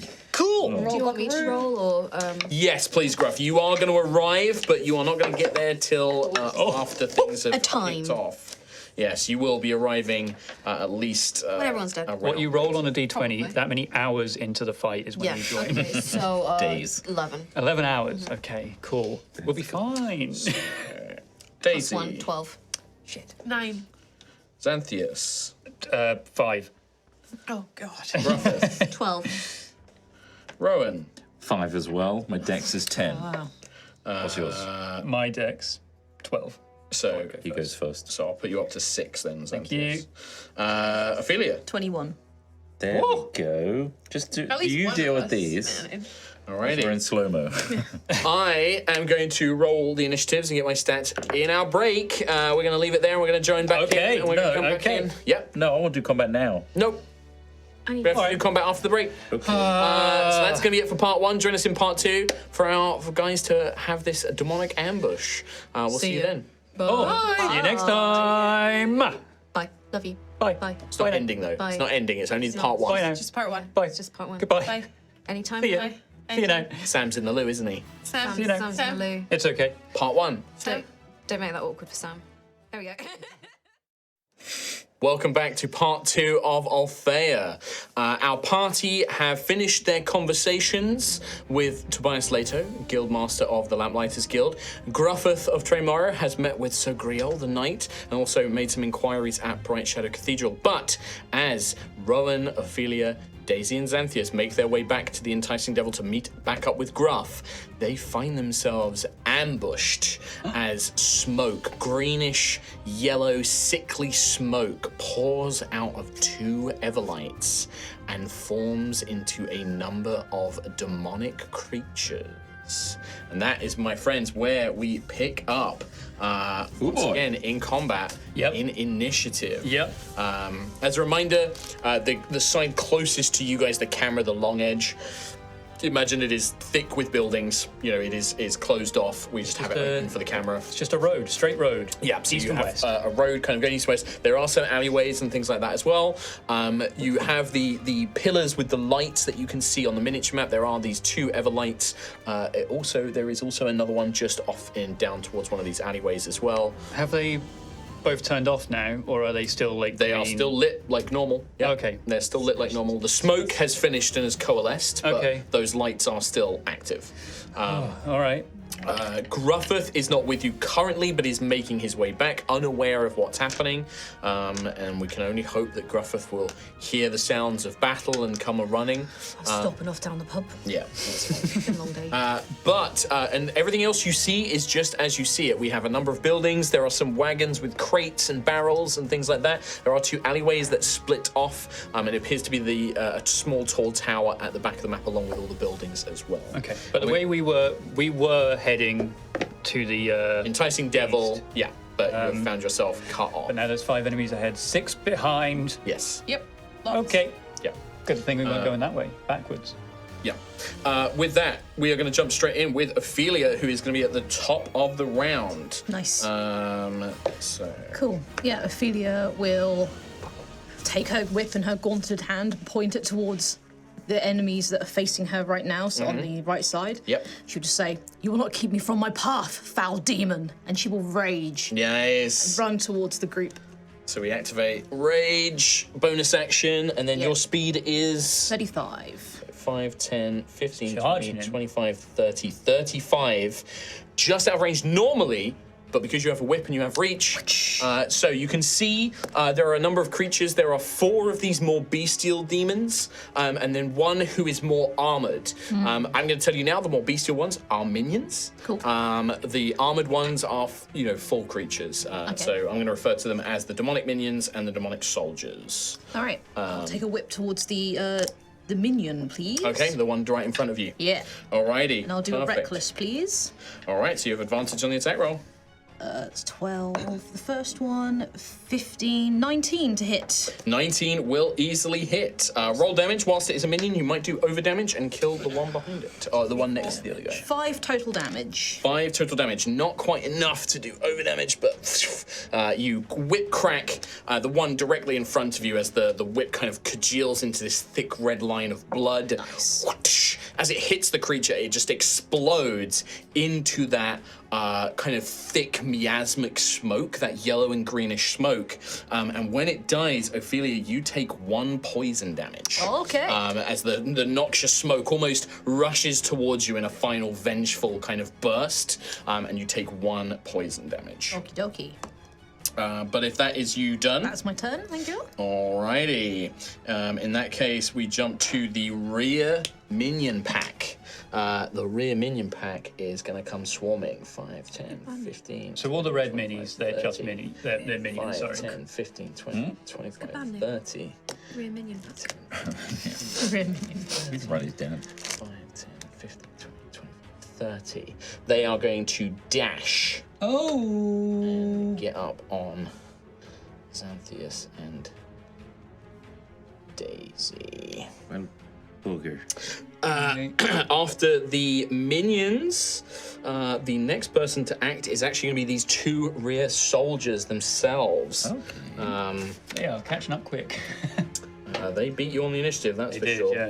yeah. And they are going to do the same thing. They're actually going to move up 5, 10, 15, 20, 25, 35.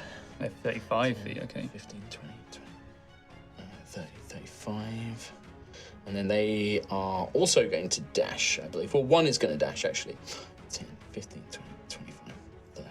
Next to... Oh, in front of Rowan. Yeah, he's going to move up to try and block Rowan off from going to support the others and engage.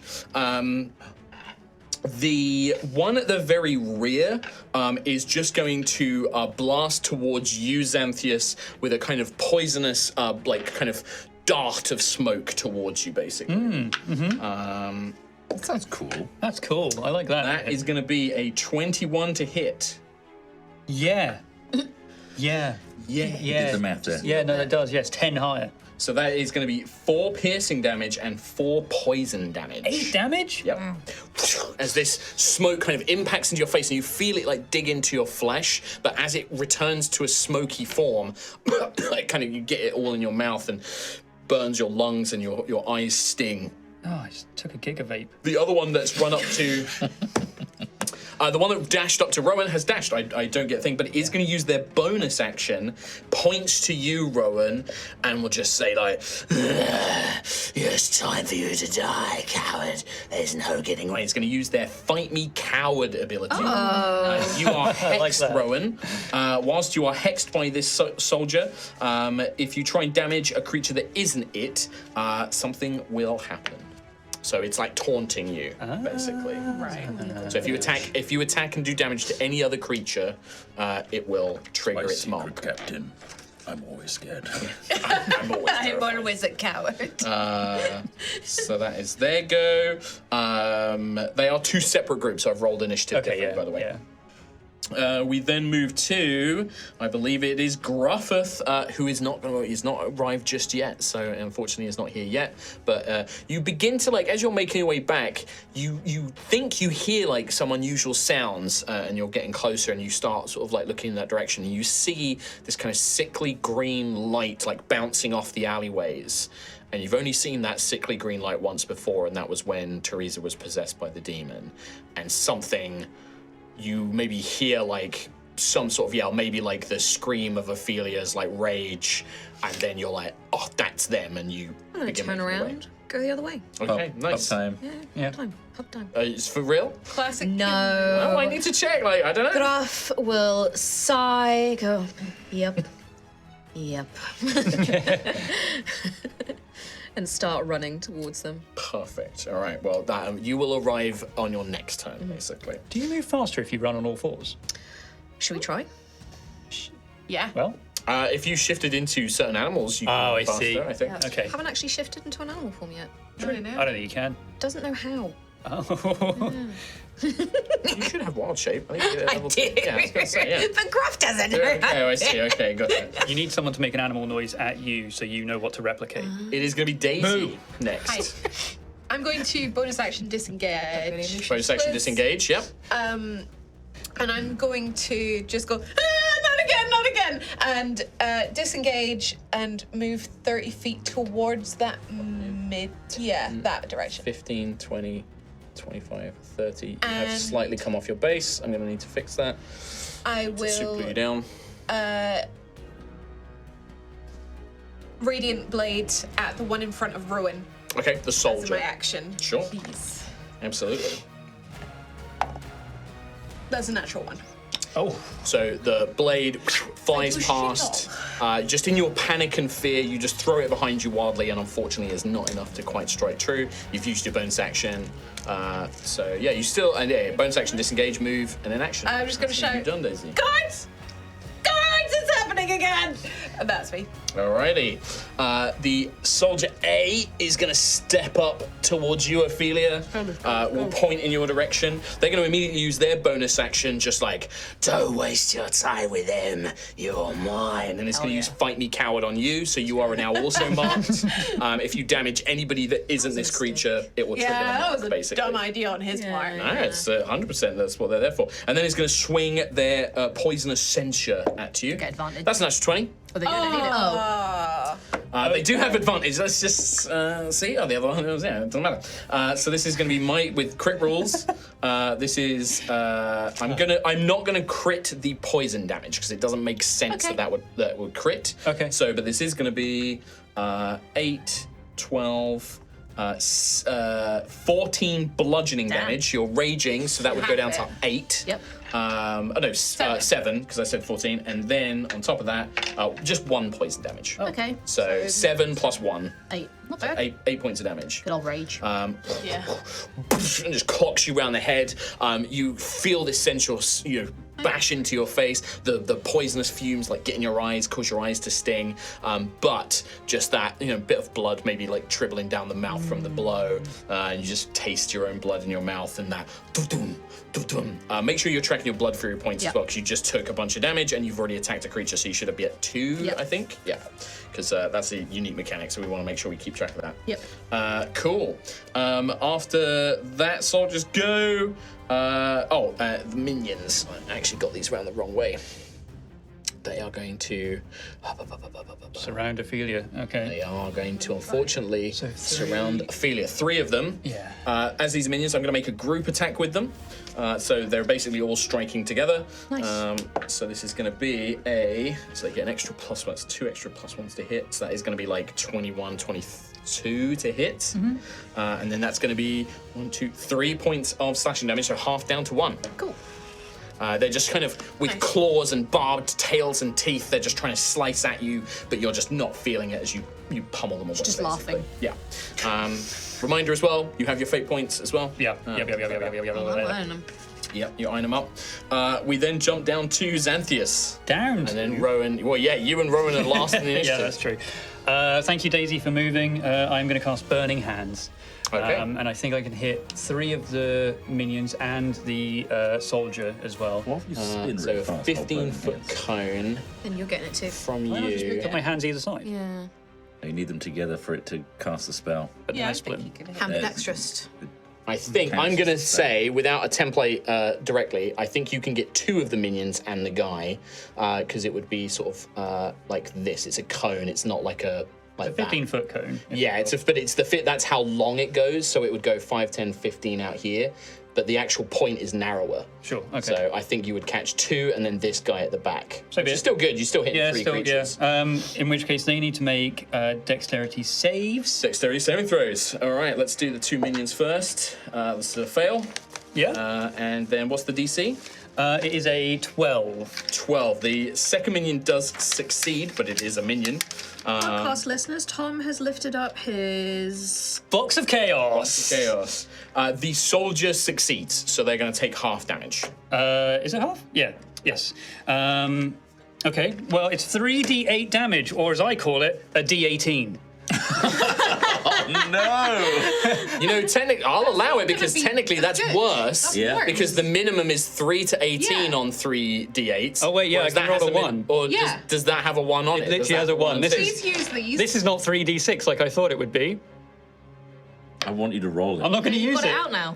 Oh, you don't want to use your cool random disappointing. Tom's Bag of Chaos I got dice? this out. Sounds like someone's not committed to the bit. I'm committed to the bit. I'm rolling a d18, even though I could Chaos theoretically Twins always roll less than commit to the bit. 3d6. It's so easy. You're gonna to tell roll me. so bad That's on a terrible this. He might roll an 18. This is my dice. He might roll an Odds of 18. 3 and 18. Yeah. The odds of this dice are significantly worse than 3d6. They are way worse. This is bad. So much This is a bad dice. You got this? No, that's 4. So the equivalent of rolling 2 and a 1. 2 and 1. 2 Here's 1. me rolling 1, 1, 2, 3d6. yeah. 5, 2, and a 4. Yeah. You like that. Chaos. Yeah. So, you go to conjure this mass of flames. It's okay. But 'cause for I'm- whatever reason, the flames are not quite as potent as you think. Yeah, but there's it does something kill the 2 inside. minions. There is something that's inside that burns so strong. Yeah. So 2 of the minions die. Okay. Tom, when the 2 minions die, they both turn into a poisonous smoke, and you take 2 poison damage. Okay. It's looking pretty bad already. been worse. The surviving soldier gets hit by like a wave of heat. He succeeded, so he only takes 2 fire damage. A wave of heat, or the equivalent of like walking into a shop on a cold day. Yeah. So it's kind of just brings the demon creature brings its arm up, expecting like some inferno, and is like, ow. It's like when you walk off a plane in a hot country and you're like, Yeah, that's that. And I know I'm home. And All right, since, Xanthias. the only dude next to me, I want to sort of cycle around him to the other side, just so I'm Like that. leaving him between me and the soldier. Okay. Between soldier and that. Great. For podcast listeners, what I just said. You've Does that moved make around sense? to the other side of the minion. Yes. he's moved slightly. He did a shimmy. Rowan. Rowan is annoyed that Xanthias went out of touching range, Oh, but that's fine. It's fine. slap me on the way round. Booty slap? He can't move away. I know. Oh, you can. He's in. We can, but you take an opportunity. You take an opportunity attack. Yeah. Because I'm so big. The hex that you have is just if you attack attack another creature. I've got a 10-foot reach with my arms, though, right? No. Wingspan. I'm going to. Can I, Mark? Here we go. I think your DMing has been like exceptional we go. recently. Yeah. It's been phenomenal. Can I, with a fate dice, pick up this soldier and just run towards Ophelia? I mean, you can. Like rugby tackling. That is not what I expected at all. I love it. So You're why coming would- with me. I need to Well, get to Ophelia. you don't even need to spend a fate dice to do this because this is actually covered in the rules already. You would basically try and grapple the soldier, and if you succeed, you can then move half your speed towards Ophelia. With a fate dice, I would like to use all 30 feet with a boost of adrenaline. Yeah, I will. I'll let you move. Maybe not the full 30, but I'll let you move next to basically where Ophelia is. That's what I want to achieve. Yeah, I'll let you get like an extra because you only need an extra 5 feet of movement. But yeah, if you want to spend a Got fate big dice steps. to get like a big Long leggies. like you basically a burst of adrenaline, you can do it. But you need to grapple first. So 7. 7 is not going to be enough. So this would be an attack roll to try and hit him, I believe, or is it an opposed check? It's a pose check. Yeah, it's a pose check. It's So a it's strength 8, check, isn't 8 it? total with my strength. Oh, base strength. Yeah, okay. Because like I know I think maybe it's a shove. Usually an opposed. A shove, it's an attack first, whereas I think grapple is opposed. I think. I'll check it in the rules later. I'm not going to worry about it now. Unfortunately, that would be a 17 on my behalf. So this creature, just its demonic strength, you move in. I'm counting the fate dice because you would spend it at the beginning. You go to grab it, but it's stronger than you think. Although you're bigger than it, it kind of fends you off. It's got like a kind of crude shield that it's wielding, like a slab of sort of like this, distorted chitin kind of armor, and it throws you off like. As a bonus action, I'm going to look to my left at Xanthias. Yeah. And say, while trying to struggle with picking this guy up, I think doing? that Burning Hands was extremely cool and very vicious. It could have been better. It could have been better. Energy flows out of me. It's bardic inspiration. Right. Okay. You also get a little mote floating around your head, which will add to either ability checks, saving throws, or something else. Yeah, it's when you spend it, whatever you spend it on the bardic on, it triggers a different. It does a effect, doesn't different it? extra Okay, yeah, effect. Nice. Cool. Thank you. Alrighty. In that case, that is the end of the round. So we jump back up to Ophelia at the top of the round. Surrounded. Yeah. Get him, girl. Ophelia will just grant this demonic swordsman request. Mm-hmm. Yeah, she'll just Just attack him. attack him. Yeah. Reckless. Yes, please. All right, advantage. Oh, good thing it was, Nat 1. Nat 20, boy. Oh, very, very good. Swinger. Well, this is an important question because do you want to spend any blood fury points? Spending blood- because spending those both. will be affected by the crit. Yep, So spending you both max of them. those as well. Yep. Nice. Hell 2d6 extra damage. 2d. No. Yeah. It's D6 per one. No, so you get your no. normal Point of this D4, So 6, What's the point of 12, 18 total for the crit. and then you roll the dice and add that. What's the point of you? Oh my god, max. Okay. So 18, 19, 20, 22, 23, 24, 25, 26, 27 damage. 27 points of damage. That's a big Do hit. you have an idea of how you want to kill this guy? I imagine she gets her whip, manages to wrap it around the guy's neck, and she just We were thinking yanks the same it. thing. Snaps Head off. Yeah, you do that. The blood whip wraps around the creature's neck, and it's surprised. Yeah. The speed and ferocity of it, and the blood almost seems to constrict it even tighter. And as you yank, you hear something snap and tear. Nice. As the body, as you break the body, it turns into that noxious smoke. You do take 2 points of poison damage. As this creature is slain. Oh, they do that as well. He's slaying. No. Slay, girl. But yeah, you just rip. Does spend both your blood fury points, but great move. Do you say that? You've Beybladed this guy. Still spinning down the road. Speeding uptown and the speed uptown, gonna rip it up and I make it down. Blah, blah, blah, blah. Anyway, Nice. right. End of your turn, Ophelia. But I guess you still have movement if you would like to, or bonus action. I'm still in there. I'll be in their range. They'll get opportunity attacks if you try and move away. I'll stay where I am. I'll keep tanking the hits for now. Yeah, I mean, these guys aren't particularly tough, but yeah. All right, sounds good. In that case, these two little remaining minions They're remainers. move round. They are also going to make a group attack against Xanthias. Wish they would leave. Yeah. That is only going to be They've got a house in Spain, though. 9 to hit. 9 does not hit. Yeah, so you do manage to defend yourself, fending these creatures off as you go. Then we would jump into Gruffith. Where's your miniature, sir? Over here. No. Here he is, No, here he no, comes. no, no. Big boy. Wild shaped. Get that shit out of here. Rowan should be the big one. So you'll be coming on from this side. Thank you. So it is going to be your movement to get in. So you spend your movement action to arrive on the scene as you basically see Ophelia tear this demonic creature's head off with her blood whip. But that is going to be your movement. Bloody hell, I can't leave you for a minute, can I? Sorry, Gruff. We didn't do it. I am going to cast Ice Knife Okay. Nice. on the minions. What's the radius on Ice Knife? Filet mignon. 60 foot. So you target a creature, don't you? Yeah, so I target then- one creature within 60 foot. And it explodes and hits everything around it. Yeah. Can I? So hit it will Ophelia. hit Ophelia. Do they hit no, each other? No, hold on a minute. I'm just trying to think. Can I reach the one further back? The one on his own at the one back. on his own at the back. The soldier. This at the guy? back. Yeah. 60 feet, yeah, I think so. 5, 10, 15, 20, 25, 30, 35, 40, 45, 50, 55, 60. No, you okay. can't actually. What are you gonna do? What am She's I? barbarian, she's fine. She's fine. Fine. She's hungry too. I'm hungry. Feed I her probably rage. still will. Yeah, I'll go for the central one that's in front of one? Ophelia. Well, because, yeah, you hit it and then it explodes Yeah. outwards, yeah. So I'm gonna take a fate dice Okay. to roll this. So add to your attack roll, yeah. Good thing I did. 3, 5, 8, 9, 10, 11, 12, 13 to hit. 13.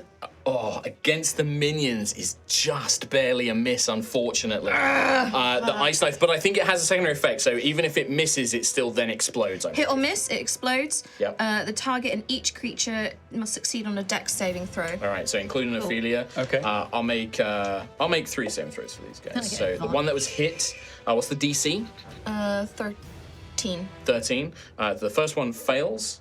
Second one fails. Third one also fails. All 3 of the minions are pretty much going to die to this, but there's Ophelia. Dexterity saving throw. 8 points of damage. Checking she had advantage on it. It's danger sense, so yeah, you would have had it. Danger sense Never as well. mind. Never mind though. So Ophelia, you're gonna. I think it's half damage on a saving throw success. Half damage. Yes. Yeah. So you're still gonna take 4 cold damage, Ophelia. But you leap out of the way, All die. 3 of these creatures die. As they do, though, they once again turn into that noxious smoke. And as Gruff is out of range, the 3 points of poison damage go on to Altheya as they assault Altheya with the poisonous kind of nature of their bodies. Yeah. That sounds good. I'd like to think that as he's throwing the ice knife, his body will start to be covered in that kind of the oak and the thorn as he bonus action. activates his armor of oak and thorn as a bonus Amazing. action. Nice. Perfect. Well, great team. So running in from the streets, throw this ice knife, blow apart these minions, and then form the green armor form. And crucially, he's admonishing the kids. Yes, nice. We can explain. Actually, we can't. Just walk down a road. We're doing nothing, I swear. 1 bloody minute. Can't keep my eye off you. Who have you pissed off now, then? Yeah. Good question. As this fight is going, as you've already begun clearing away these minions and only like 2 of these soldiers now remain, you see that the 3rd Everlight closest to Daisy, you see smoke begins to billow out of it once more. Daisy, behind and you. Oh boy. Figure. Oh, that's a different boy. That sucks. You see a demonic-looking humanoid figure. This one looks a lot like not quite a tiefling because they are more unnatural. Their legs actually bend the wrong way. They kind of do the Digitrade kind of like backwards bend, but they have these great curving horns.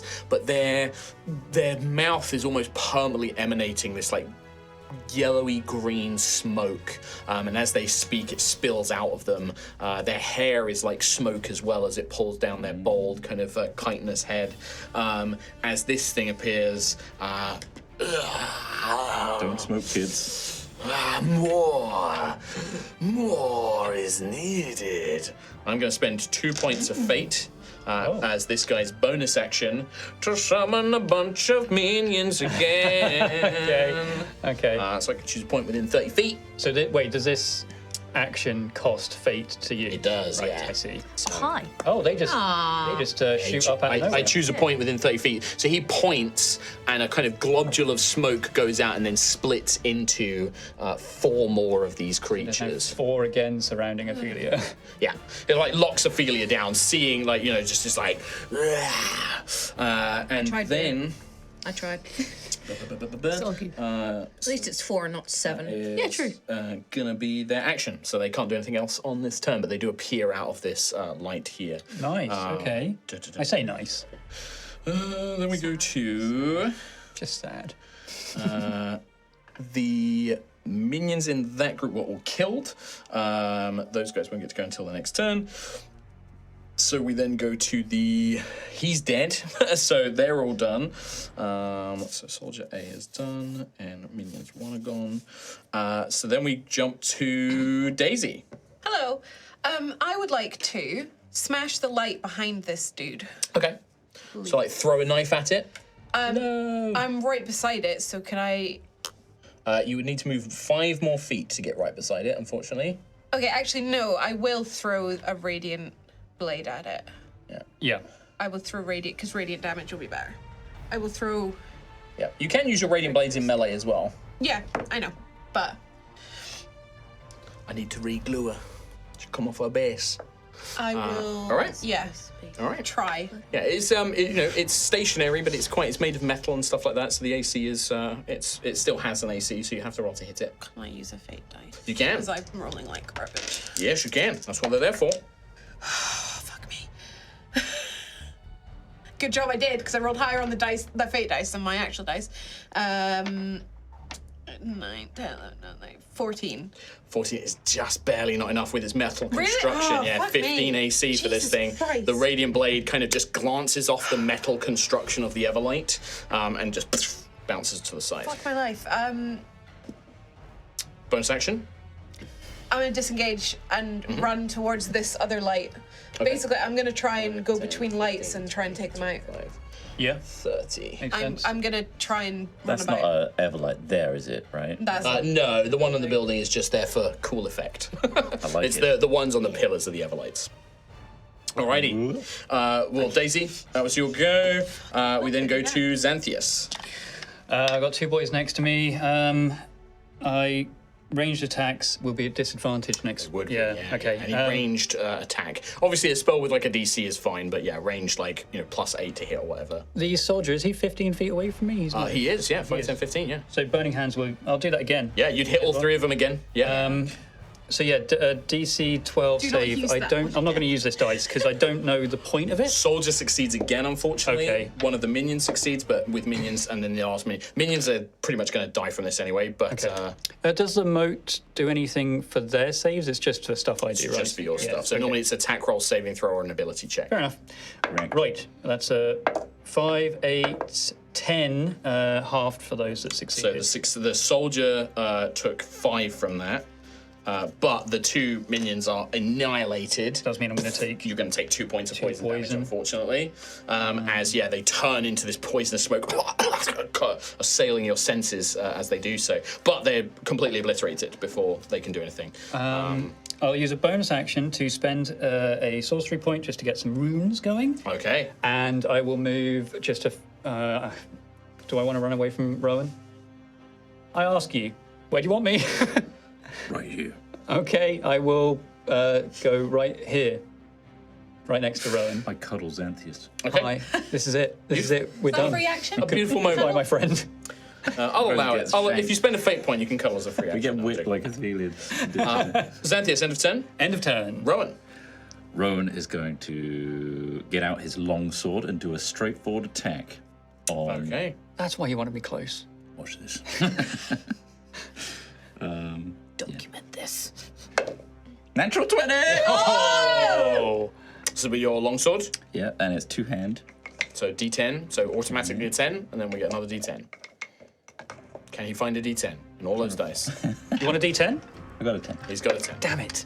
Oh, it's a 10. I have one So in my box. 20 damage plus any modifiers. Do you have any modifiers? 1. So 21 points of damage. Hell Your longsword splits this creature in two. Just carves as the sword. Watch that. As the sword is dragging through it, it turns into that assailing smoke, and you take 2 poison damage, Rowan. You basically brought Xanthias over to like cover him with blood and guts. Oh, thank you. Sorry. Rowan.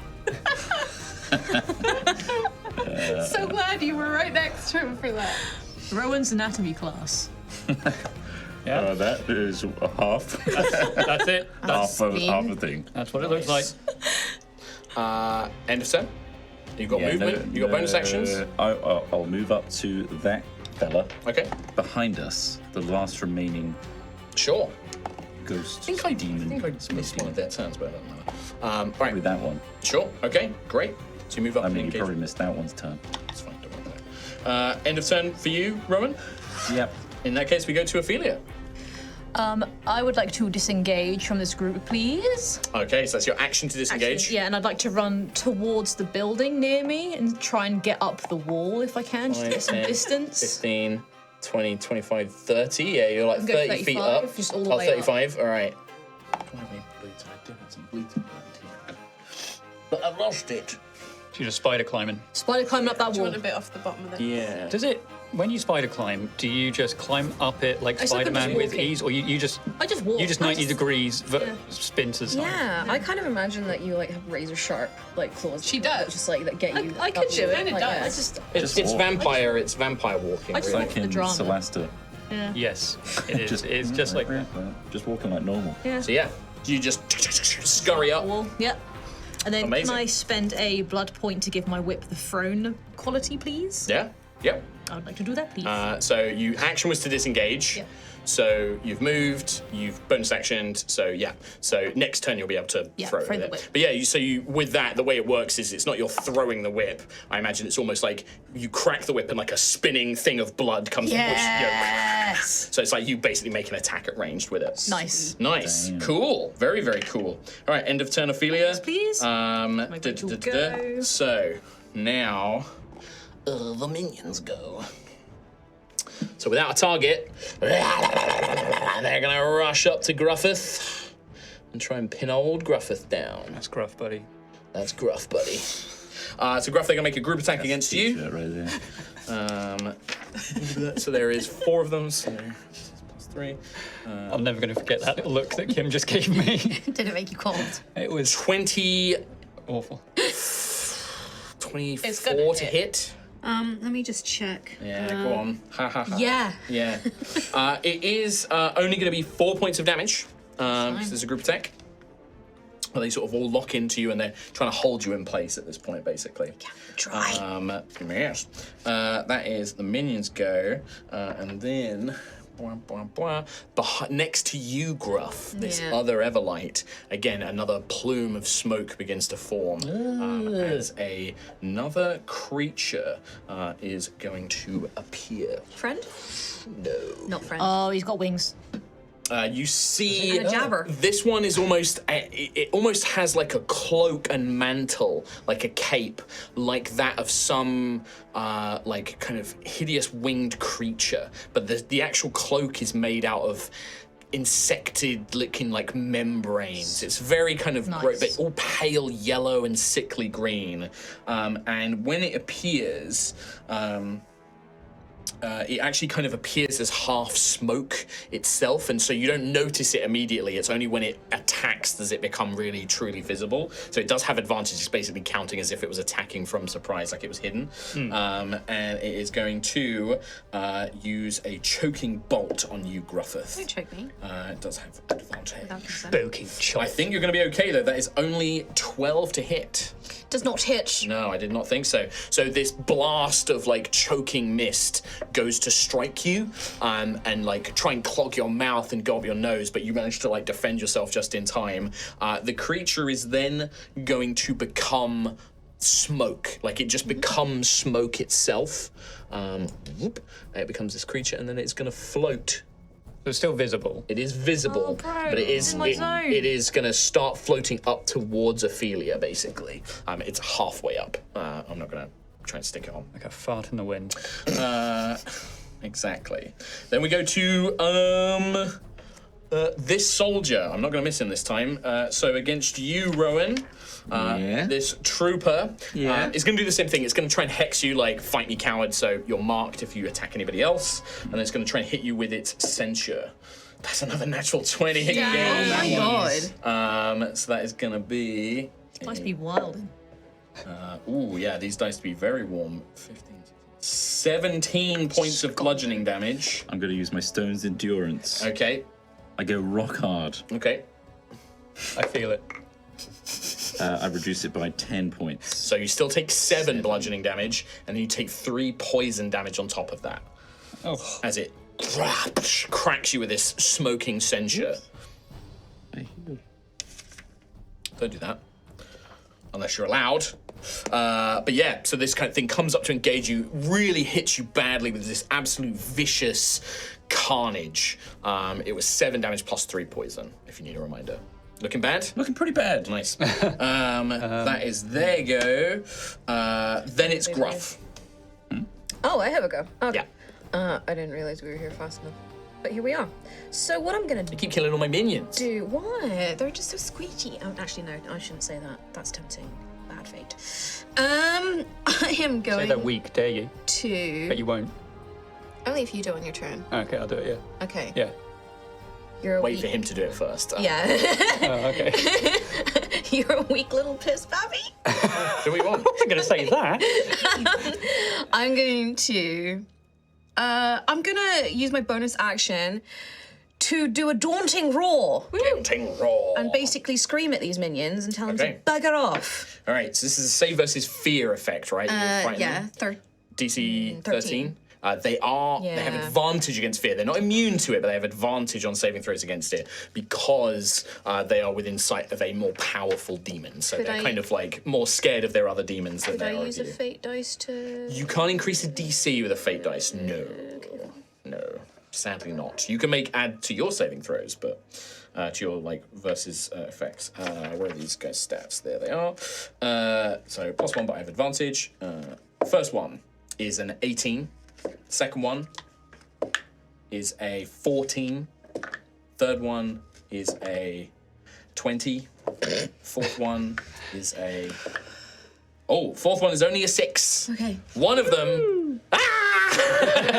One of them is frightened. But yeah, unfortunately, these things, with the presence of other demons nearby, they are more scared of their senior demons than they are of you. get it. One of them, however, is terrified. Yeah, when the boss is watching. Yeah, you see this like bestial creature like no, and it looks like it's afraid. And you see like the mage and the smoke creature and this other one like pointing in its direction, angry that it's abandoning its post. Can you just remind me with my Staff of the Ice Diver, is it just an other action to send Seren out to do something? Because it just says, in addition, once per day, you can command the spirit of the Ice Diver to either this or that. Oh wait, no, it says as a bonus action. Bonus so action. ignore me. I was going to say it's probably a bonus action. I guess I'm just gonna have. So was it your action to Daunting Roar? Action to Daunting Roar. I'm tempted to do another Ice Knife, but I'll be at disadvantage in the way I'm rolling. Yes, you will be because it's a ranged attack. Would it also Grab some explode feet. and hit It you? would also explode and hit you. Yes, that's fine. Maybe that's okay. There's a lot of them though, and they stink. Yeah. I'm gonna try it anyway. How would a fate dice work on this? For the initial attack roll, yes. Yeah. I'm gonna do that then. Okay. All right. You spend a fate dice, so you get to add a d6 to the attack roll. I mean, I've got 4 in my pool. I rolled a 17 and a 13. So 13 plus 3, 6 plus 2.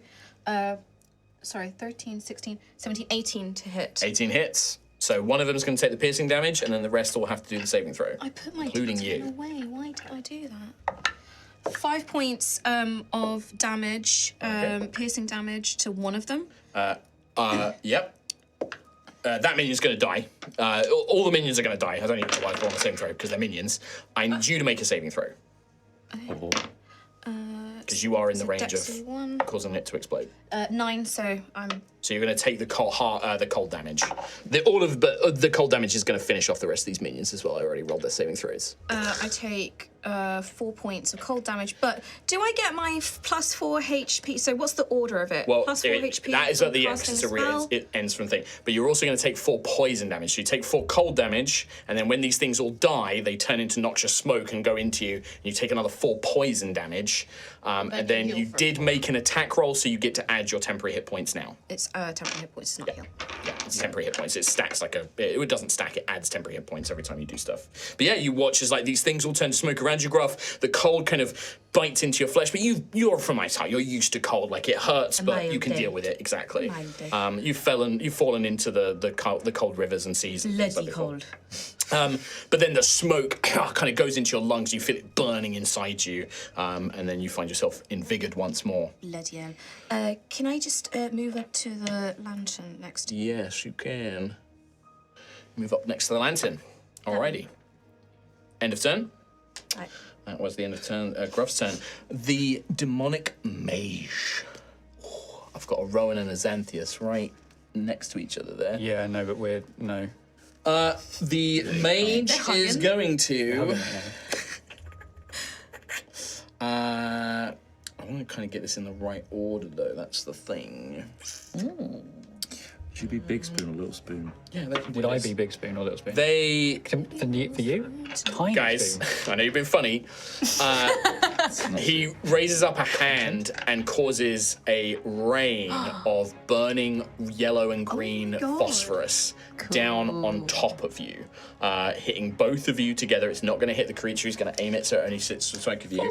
I need you both to make dexterity saving throws, please. Oh, our dexterity is higher right now, isn't You it? can use your moat Oh, can I? for that. Yes. You can add a So D6. a D6. Add You a can. There's 2 D6. points of fate as well if you want to spend them.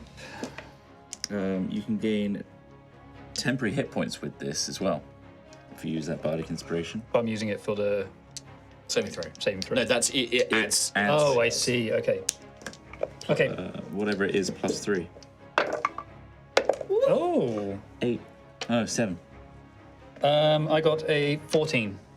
14 is just a success, barely. 7? 7 is not a Just success. a success. I'm going to spend a fate point to add a d6 Barely. of damage. All day. So, 6. Xanthias, this is fire 9 HP. and poison damage. So your natural resistance isn't going to take into account. No, because it's fire and poison. Right. So you would need resistance to both. Okay. So it doesn't separate out. No, it's like combined. You would need resistance to both. Does my 9 temp HP from the Bardic Inspiration happen first? No, it happens afterwards. So I take how much damage, sorry? Actually, no, because it's when you use the Bardic Inspiration, so you would get the temporary hit points first in this case. Okay, well, I got 9 temporary HP. Right, okay. And how much damage? You're taking half of this because you succeeded the saving throw anyway. Great. So that is going to be, it would normally be 15. So Rowan, you take 15 damage. I'm down. And then you would take 8. 8. That would have killed me. Not killed me, would have downed me. But that is its action. Oh, God. It just reaches up and it's like, Balgoros, the Phosphorus, grant me your strength. May them suffer. And it rains down this yellow phosphorus upon you. Rowan needs help. Rowan needs help. I like this now. That is the War Mage's turn. So then we come into Daisy. Hello. Hello. I really want to take out these lights so that nothing else. Sure. AC 15, we now know. Is it AC? Right. Yeah, because you missed it by what I said. You nearly got it. Anyone's got to take this? You got this Oh, problem. I should give you one back because I spent one on Yeah, damage. I want to use one All right. because I haven't done anything this Sure. fight. I mean, you wanna- try. Dice sometimes suck. Throw it at this one Yes, over the one here. that you were close to. Yeah, the one that you were moving towards. I'm like in the middle of them. Yeah. Oh, okay, thank God. 15 plus 4 plus 5. And it's radiant damage, right? Yes. Yeah. Enough to destroy the lantern. Nice. That lantern is out of commission now. Can I bonus action a Radiant Blade at the one where that mage is? That light. Yeah, you can try to. Yep. Yep. Because I'm halfway between them both. Yeah, you've got range, I think. It's 30-foot range. Or 60. Is it 60 or 30? 60. Yeah, you're perfectly in range then. 30, 40, 50, 17. Hits. You don't need to worry about damage as long as it's radiant damage. The It's second radiant attack. Yep. damage. In that case, because it's not resistant so to two radiant lights damage. So 2 of those lights now Okay. taken out Okay. of commission. The creatures don't disappear though Right. when you take out the lights. They are still remaining. All right. Anything else in your turn? You got some movement, Daisy? I will. No, because I don't want to create a bigger target over there for that mage. You're down, so aren't you, right? I'll stay where I am for now. Okay. Because I can move pretty much anywhere I need to next. Great. So after Daisy, I'm just checking in with all of my stuff that I've got going on. It would then go to Xanthias. Okay. How bad does this soldier that was next to Rowan look? Not. I mean, Untouched? yeah, not bloodied. I'm going to say not bloodied. Sure. So not half. Yeah. Because I Might be want close to being half, but you don't know. He's not right next to you anymore, though. Well, No, up against you. no. an He's close to obstacle. being dead as hell. I want to cast a Scorching Ray. Well, you get multiple rays. So the first, Through me. as Rowan falls, I'm still standing behind him. Blast him with some fire. Okay. The guard, not Rowan. guard. The soldier. No, not I'm Rowan. all on Rowan. Yep. Right. So this is on the guard. So yeah, this I'm going to use a reaction. It doesn't affect your spell, but it will happen after the spell. even if it I'm not dies. counterspelling it. But even if this creature dies, yeah, it doesn't matter. The mage is doing something. But you're casting the spell. You doing a thing. You won't know until you've done it. So All right. Well, the first is a 16 on this guy. that hits that guy just, but does hit him. So that's 2d6 of damage, a 2, and a 6, 8 damage. 8 points of damage. That bloodies him, and he's looking pretty bad. Okay, I will do another one on this soldier. Okay. A natural 20. That's Nice. yeah. You can roll it if you want to for your own Sure. sake, but he is dead. 8 on the dice, another Plus another. 2d6. Yeah, he is 20 smoked. on him. He is smoked. Unfortunately, he's not in range to do poison damage to you, but he is within poison range damage. So that is a death saving throw. It's not 2 because it's not a melee attack, but it is 1 death saving throw to Rowan automatically. Hit. You've still got 1 scorching ray I left. jump over Rowan and start sucking in the air. Sadly not. The final one I want to direct towards the mage. Yep. I don't know what he's about to do. Natural 20. Amazing. Well, let's see what This you get. is where Damage you they get. were. Yeah, this is where they've been. I found it. It was inside me all along. Can I enhance this? You would have had to do it when you first cast a spell. Like It would have enhanced all of them. Oh, that's true. No, it would have probably been on 1 damage roll. So yeah, I guess in theory you could say I'm going to enhance this one now. Yeah. I would take I'm gonna max the on. psychic damage 100%. 100%. You're gonna get the same crit effect. Yeah, I'll do it. All right. Okay. It's your choice. Yeah, I want to crit this guy too. Okay. 2d6. He just took down my boy. So 12 plus 2d6. 22. 22. And then we get another D12, is it? Or D10? D10, that's right. Yeah, it is. From my, don't look. From your special thing. Don't look! I'm not looking at that. Don't look at my special thing! It is a D10, I'm sure. It's an extra D10. So that's 10 plus another D10. So 14, including another 14. And then I take. And you take 4 would plus be another a D4. D4. I see. Yeah, I'm critting that as well. You 7 psychic damage. Oh, it's exactly enough. So as a point, as you do this, you feel this surge of fire in your chest and you add it, and the flame of your scorching ray, that last one, becomes now tinged with gold and black as it surges forward. You feel your mind snap and break as something in you. As the creature uses its reaction spell siphon, and it was going to reflect some of this damage back at you, you would have had to have made a dexterity saving throw. Holy or shit. take, it's a second level spell, right? Okay, so either way. You would have taken 2d6 force damage, as it would have gone back at you with damage, but you're down. But that means, Tom, you take an automatic, no, they're still up. But it means that Xanthius takes a death saving throw because he still takes that damage. He automatically fails a dex saving throw because he's unconscious. There is an unnatural, there's an unnatural, not barbarian-like, but seeing Rowan go down right next to me, knowing who did it, an unnatural rage takes over Xanthius as that fire is way stronger than that spell should reasonably be able to put out. But that snaps. So as you go unconscious, you see that mage who takes a heavy blow, right, by the way. It is a significant blow. They are actually bloodied in one hit as they get struck by this blow. But then they pull some of that fire, launch it back, and as you fall unconscious from the psychic damage, your body gets like ragdolled by this blast of force, like sending you back. Into a unconscious hug again on the floor. Oh, they're spooning! Well, they're technically 5 feet apart, so they're not spooning just yet. Rowan's arms 5 feet long. 5 feet apart, yeah. But yeah, unfortunately, so that was on Xanthius' turn. Adam. Rowan, it is your turn. At the start of your turn. Can I use? I can't use it for death saves, can I? I know you can. It is a saving throw. You may indeed spend them on death saving throws. Use one. All right. Save it for Xanthius. Is that 2? That's 2. Oh. No, but he's just perfectly had aligned. his turn as well. So. All right. Sure. I'll use it. Gives me a lot of fate to spend, guys. It's still a fail. Really? It's 9. Oh no. Yeah. 7 plus 2. 7 plus 2. It wasn't a 1 though. So. It wasn't a 1. I thought it was a 1 for a second there, and the 7 looked like as a one. point, It looked if like you spend a 1. fate point and it's a 1, you still get the 2 death saving throws. Like a 1 is going to be an automatic. Doesn't matter what it adds up to, it's going to be an automatic It's 2 thing. death saves. So that is 1 more death saving throw for Rowan. You are on your last death saving throw. Shit me. Who has the potion, by the way? Xanthius and I. We have Who has vitality. the potion? Oh, the potion? I I think Ophelia does because she Okay. took the box from Clippers. Oh no, not this again. Oh no, not Well, this no, again. just because took like the you can box use it as a from reaction Clippers. if you go down. So I want to make sure I know who has it. Remember, like, gotta keep track of that stuff. Does that The big potion one. of Big boy. vitality? Yes. Does that, it gives us temp HP. Does I that? cannot remember. I'll get I you up. guess Sure, I- that's okay. not point. You have to drink it Is it before not you in go your down. inventory? I'll have a Because look. if it's not, then you should put it in Somebody has Potion it. that Xanthius has won't. No. No, potions of vitality don't. They're It needs to be a just healing to- spell or a rare potion of healing. Yeah, they just. This is the thing. Is like that's why I'm cool with you guys adding fate dice to their saving throws because it is like you're not going to have things like potions are going to be so readily available to get people up who are down. You really need to if people go down, it's going to be a real risk. I mean, adding fate to death saves removes 1s, right? No. No. No, If you roll a you just- 1, You roll a that's 1, it's still 2. Okay. Yeah. It's always going to be a big risk. Okay. Said that. Sorry, yeah. I know. There's There's a lot going on. Yeah. Right, that was Rowan's turn, who's at the end of the turn. You unfortunately, you're still unconscious, Rowan. We jump back up, and it's Ophelia. This smoke creature is basically halfway between you and the building. It's kind of floated up.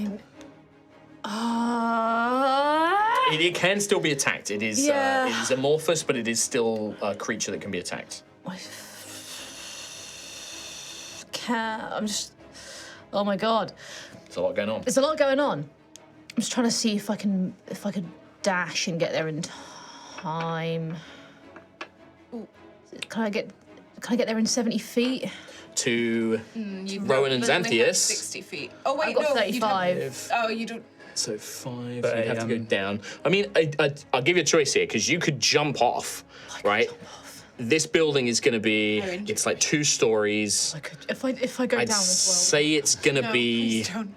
2d6 of falling damage if you jump off. That could be 12. So, Also, if What's your you health? but she's a barbarian.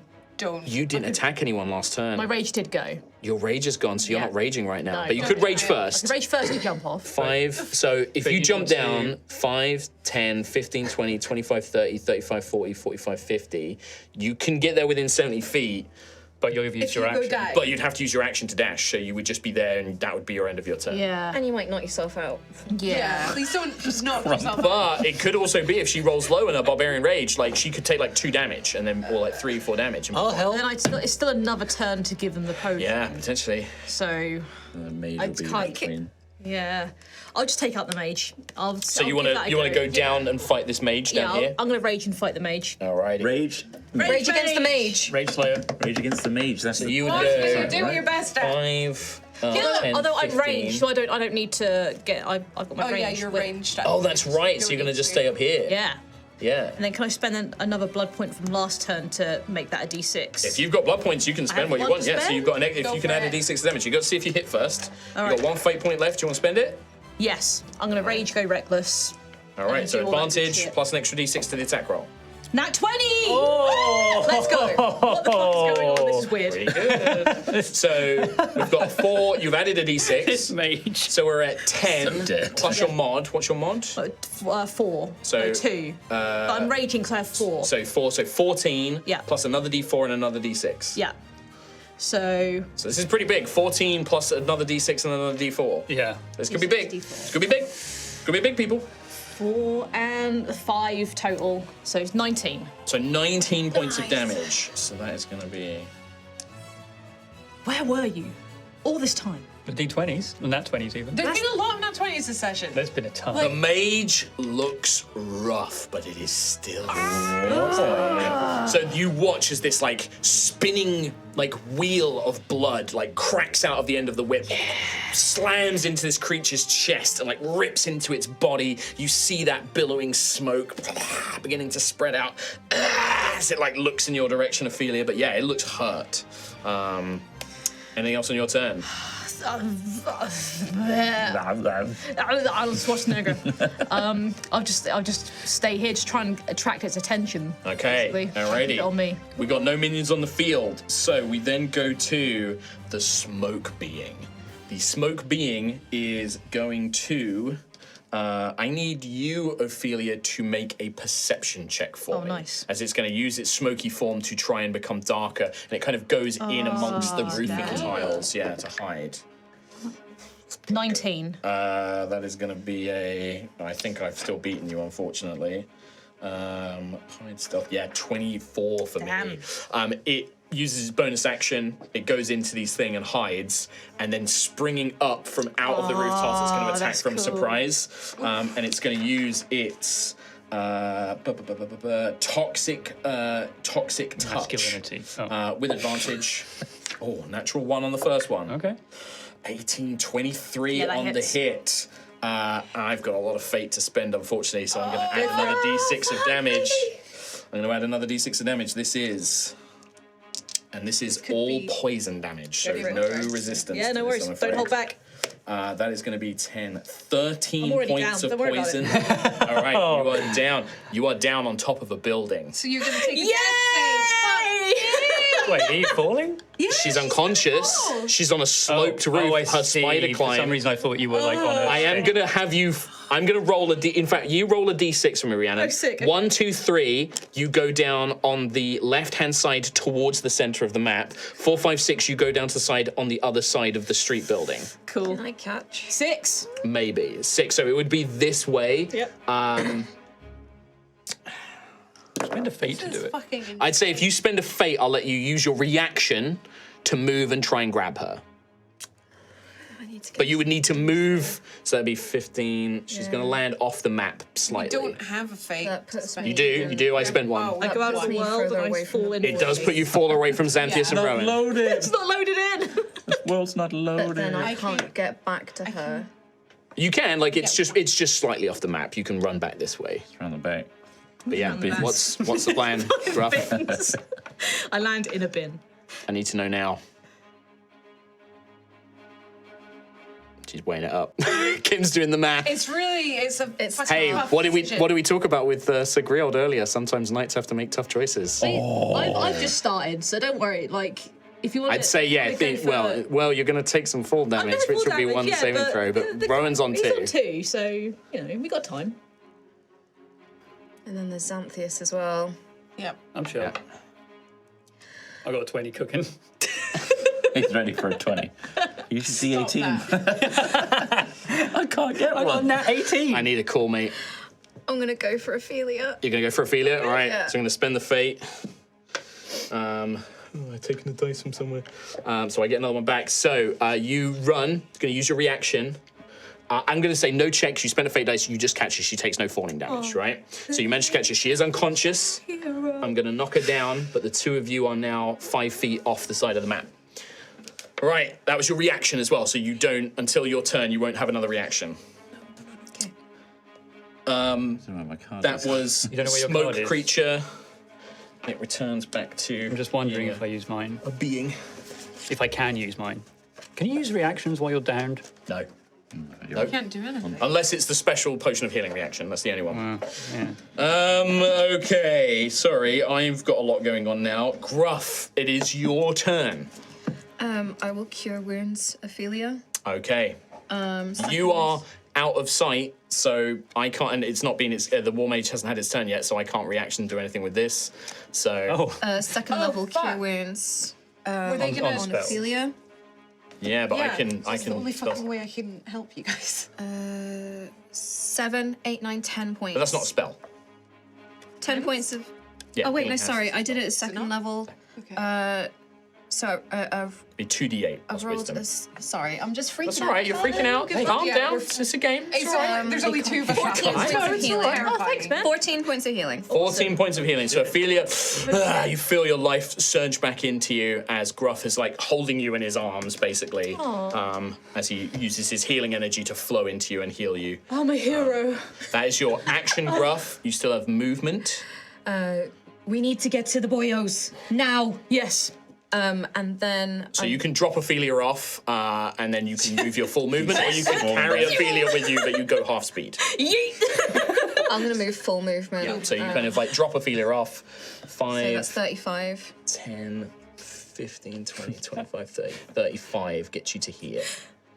Ophelia's just off Back in the bin. Yeah, I'm actually going to have you stand up because you were caught before you could Nice. fall prone. So. Pat on the head, close the bin lid. Gruff, Good night. end of turn. So that was my action, movement, bonus action. You've maxed out, right? Yeah. I haven't done my bonus action, lads. I am going to.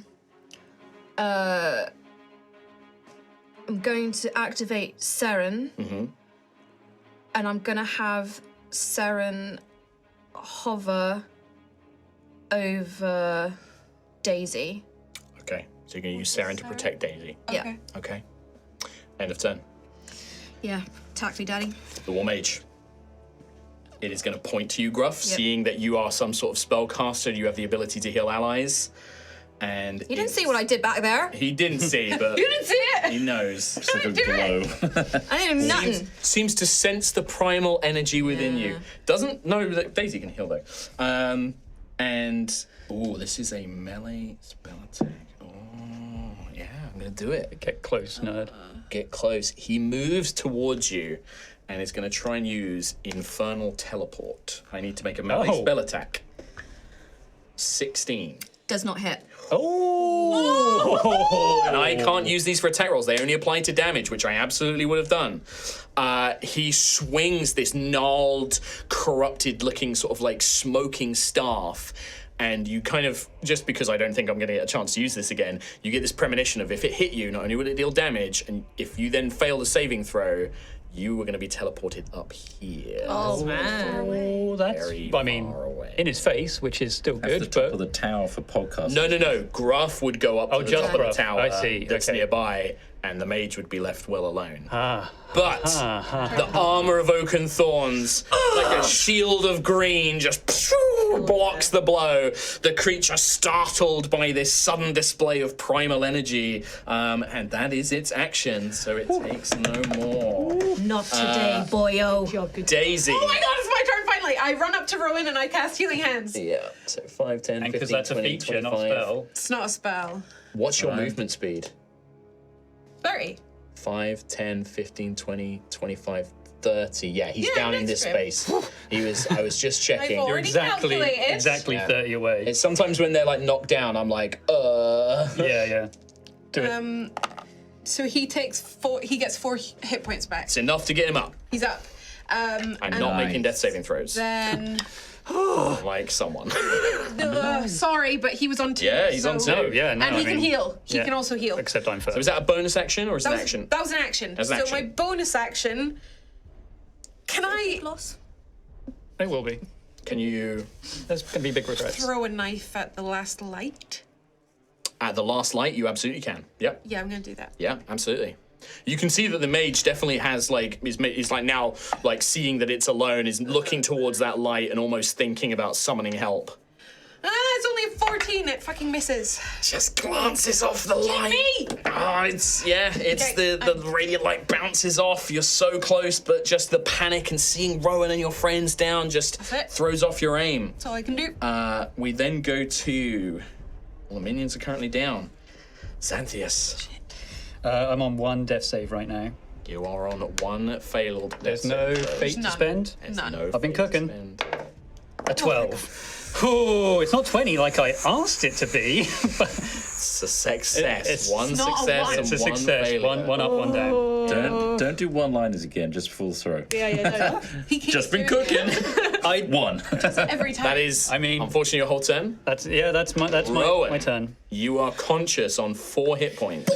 My bleary eyes open to see Xanthias down next to me. Still hungry. Healing word bonus action. Healing word bonus action. For those of you who have lifts, by the way, we might ever so slightly go on a bit later if you want to let people know that you might be 10 minutes late. No worries, I'm busting it, so don't worry. Okay, nice. But yeah, Rowan, so bonus action, healing word. What Yeah. level? Level 2, Level 2. 2d4, plus 3, Oh, he's gonna fucking counterspell it. Look at his Six. face. It's not a counter spell, but it will do damage to Rowan. 7. 7. Alright. Oh, it's the siphoning thing, right? Unfortunately, Maybe the it can go the mage, other way. having had its turn again, gets its reaction back and sees you and just is like, no. I need Rowan to make a DC 14 dexterity saving throw. 10. You are going to take, what level spell was it? 2? 2. 2d6 points of damage. 2d6. That's right. Listen, It's going to be 2 ones. Hey, use my... No. 7 points of damage. Yeah. So you heal him for 7, but that same energy is then thrown into you as this force of like, This fucking fight. Live. as you unfortunately fall unconscious again, Rowan. But that is his I'm reaction. very stressed. This is not a relaxing time. This is bullshit. That is end of Rowan's not turn. bullshit. Ophelia. Dice of trade. Ophelia's gonna run her full movement, so 70 feet towards Rowan and Xanthias. Okay. And then she's gonna Pretty sure you can get there. Ranthias or Zoan, please. Xanthias, Zoan. I like Zoan. Zoan's cool, yeah. pretty sick. Do you just want to get them so that they're both within 5 feet of you? Yeah. Yep. And yeah, can I give a potion to Rowan, please? Use the potion. We only have one. We're doing right. It's up to you. It's Go your with your turn. heart. It's your turn, Ophelia. You've got the potion. This is if. Do you have the card with it on? Where's the card with it all on? I make cards for you. I wasn't here. I have it. You have it. I have it in my cup. We're all way out of the trash. Yeah, it's just so like because it is. These aren't normal potions of healing, right? This isn't like 2d4 hit points. / reaction before you make a death save. Or you can pour it into somebody else's mouth as an Pour it action. into somebody's mouth. The potion for Rowan. Rowan's potion. Or I could stabilize Rowan? You could make a medicine check, yeah? You absolutely could. Just because, like, with that potion, use it. You should use it if you think that it's bad enough. But it is like Rowan will be back in the fight. 100%. I will do a medicine check for now. Okay. And then if shit hits the fan real bad. If shit hits the fan, okay. I have a healer's kit. 12. That is a stabilize. You are stabilized, Rowan. good. You are not making death saving throws, but you are at 0 hit points and unconscious. As a point as well, like, I like the idea that you're not necessarily unconscious. You can still, like, role play. You just can't do anything, basically. You can't cast spells. You can't take actions. You're just like, oh, like, what's happening? Owie. Yeah, My because bones. otherwise you can't role play and it's not fun. So Ophelia, that was dash. That was my action. Oh, that was also, you wouldn't have been able to do that because you dashed. Oh shit, good point. So yes. you are still dying, Rowan, Rowan's but still you've dying. moved up and you are in place to try and help them. You have Yes. a bonus action, Right. though, right? Yeah, you have a but bonus I'm a action. barbarian, I don't Yeah, know. true. Rage. Rage. Double rage. But then I'll lose it again anyway. If you don't attack, yeah. Yeah. All right, end of turn. Yeah, I'll just stay up. Protect Rowan and Xanthius. Okay. The smoke being is going to turn back into smoke as a bonus action. And it's going to float down here next to Gruff. But as a smoke being, cannot do anything. Okay. Then we go to Gruff's turn. I'm going to cast Shillelagh on myself. All of my stuff. Make an attack. Oh, better hope this is good. It's not good. No? How bad? It was 3. Oh, that's not. You're right. That's not good. It's not enough. I'm assuming you were trying to attack the mage. Yeah. The creature blocks it with its staff, like kind of two wizards battling like Gandalf and Sauron. Or the bit in Robin Hood Men in Tights. Yeah. But yeah, unfortunately, the creature blocks your attack, Gruff, and has engaged you fully. Now you see this being of smoke beginning to kind of attack you as well. That's okay. They're attacking me, not the boyos. What turn will this be? This will be turn Hopefully. 4 or 5, I think. Okay. All right, that is end of Gruff's turn. The mage. I'm just happy to be here. Yeah, me too. There's like 4. Yeah, there's 4 of us grouped up. fucking grouped up. Mess me up, Daddy. I'm right Oh, here. it's not you. It's No, gonna- mess me. Mess me. Go with me. If he does Hit me. attempt to Hit me.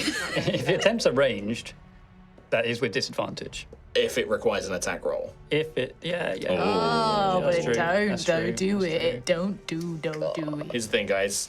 If these were human creatures, there may be a chance for like mercy or Yeah, that's diplomacy. fair. These are demons. They're demons, yeah. They've specifically been sent here to kill you. Yeah, If I was rock that and roll. guy, I'd be disappointed if I didn't. I am going to use their rain, phosphorus Yeah, go rain. for it. Okay. I need everybody around that area. So Daisy and Ophelia. Are you both on? No, Xanthius is up now. I've got. Rowan So it's dexterity saving throws Yeah. from everybody. Rowan, unfortunately, you automatically fail this.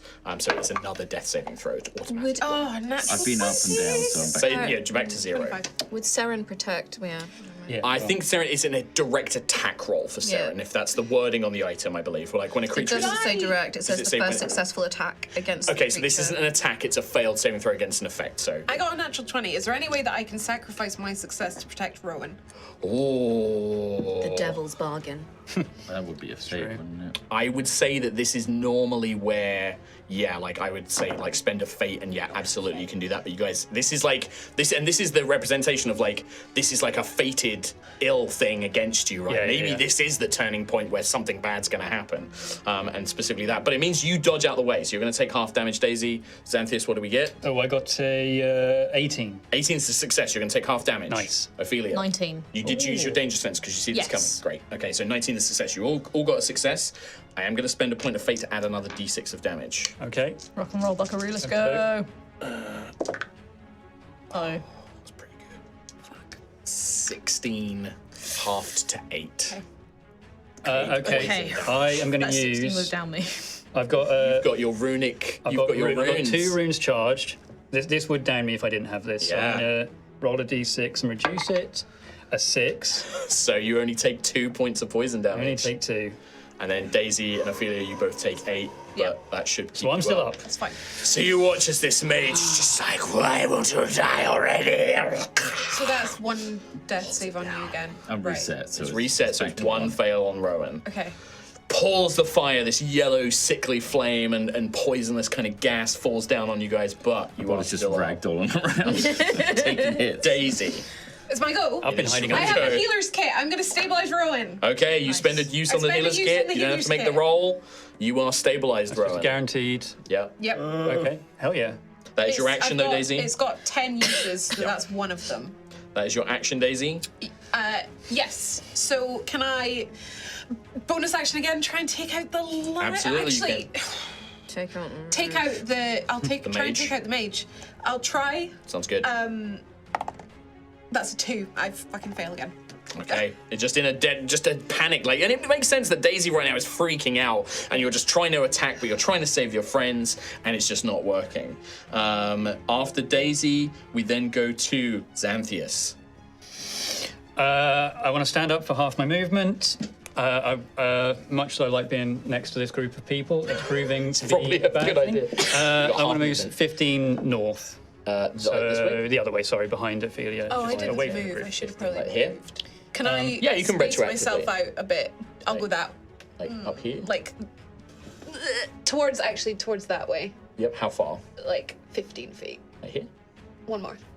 There. Just splitting Thank up a little bit. And I would like to ask this guy to counter this. And He has had his turn again, so he does have his Yeah, he has reaction. a reaction, so don't fucking doubt it.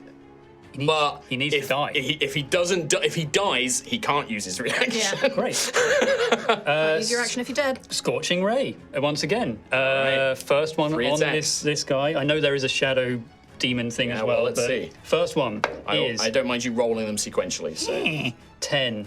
is unfortunately a miss. Second is 19. Is a hit. For 6 damage. Oh, he's so close. He looks like his form is breaking apart, the smoke leaking out of him. There's barely anything of this creature remaining. But he is still up.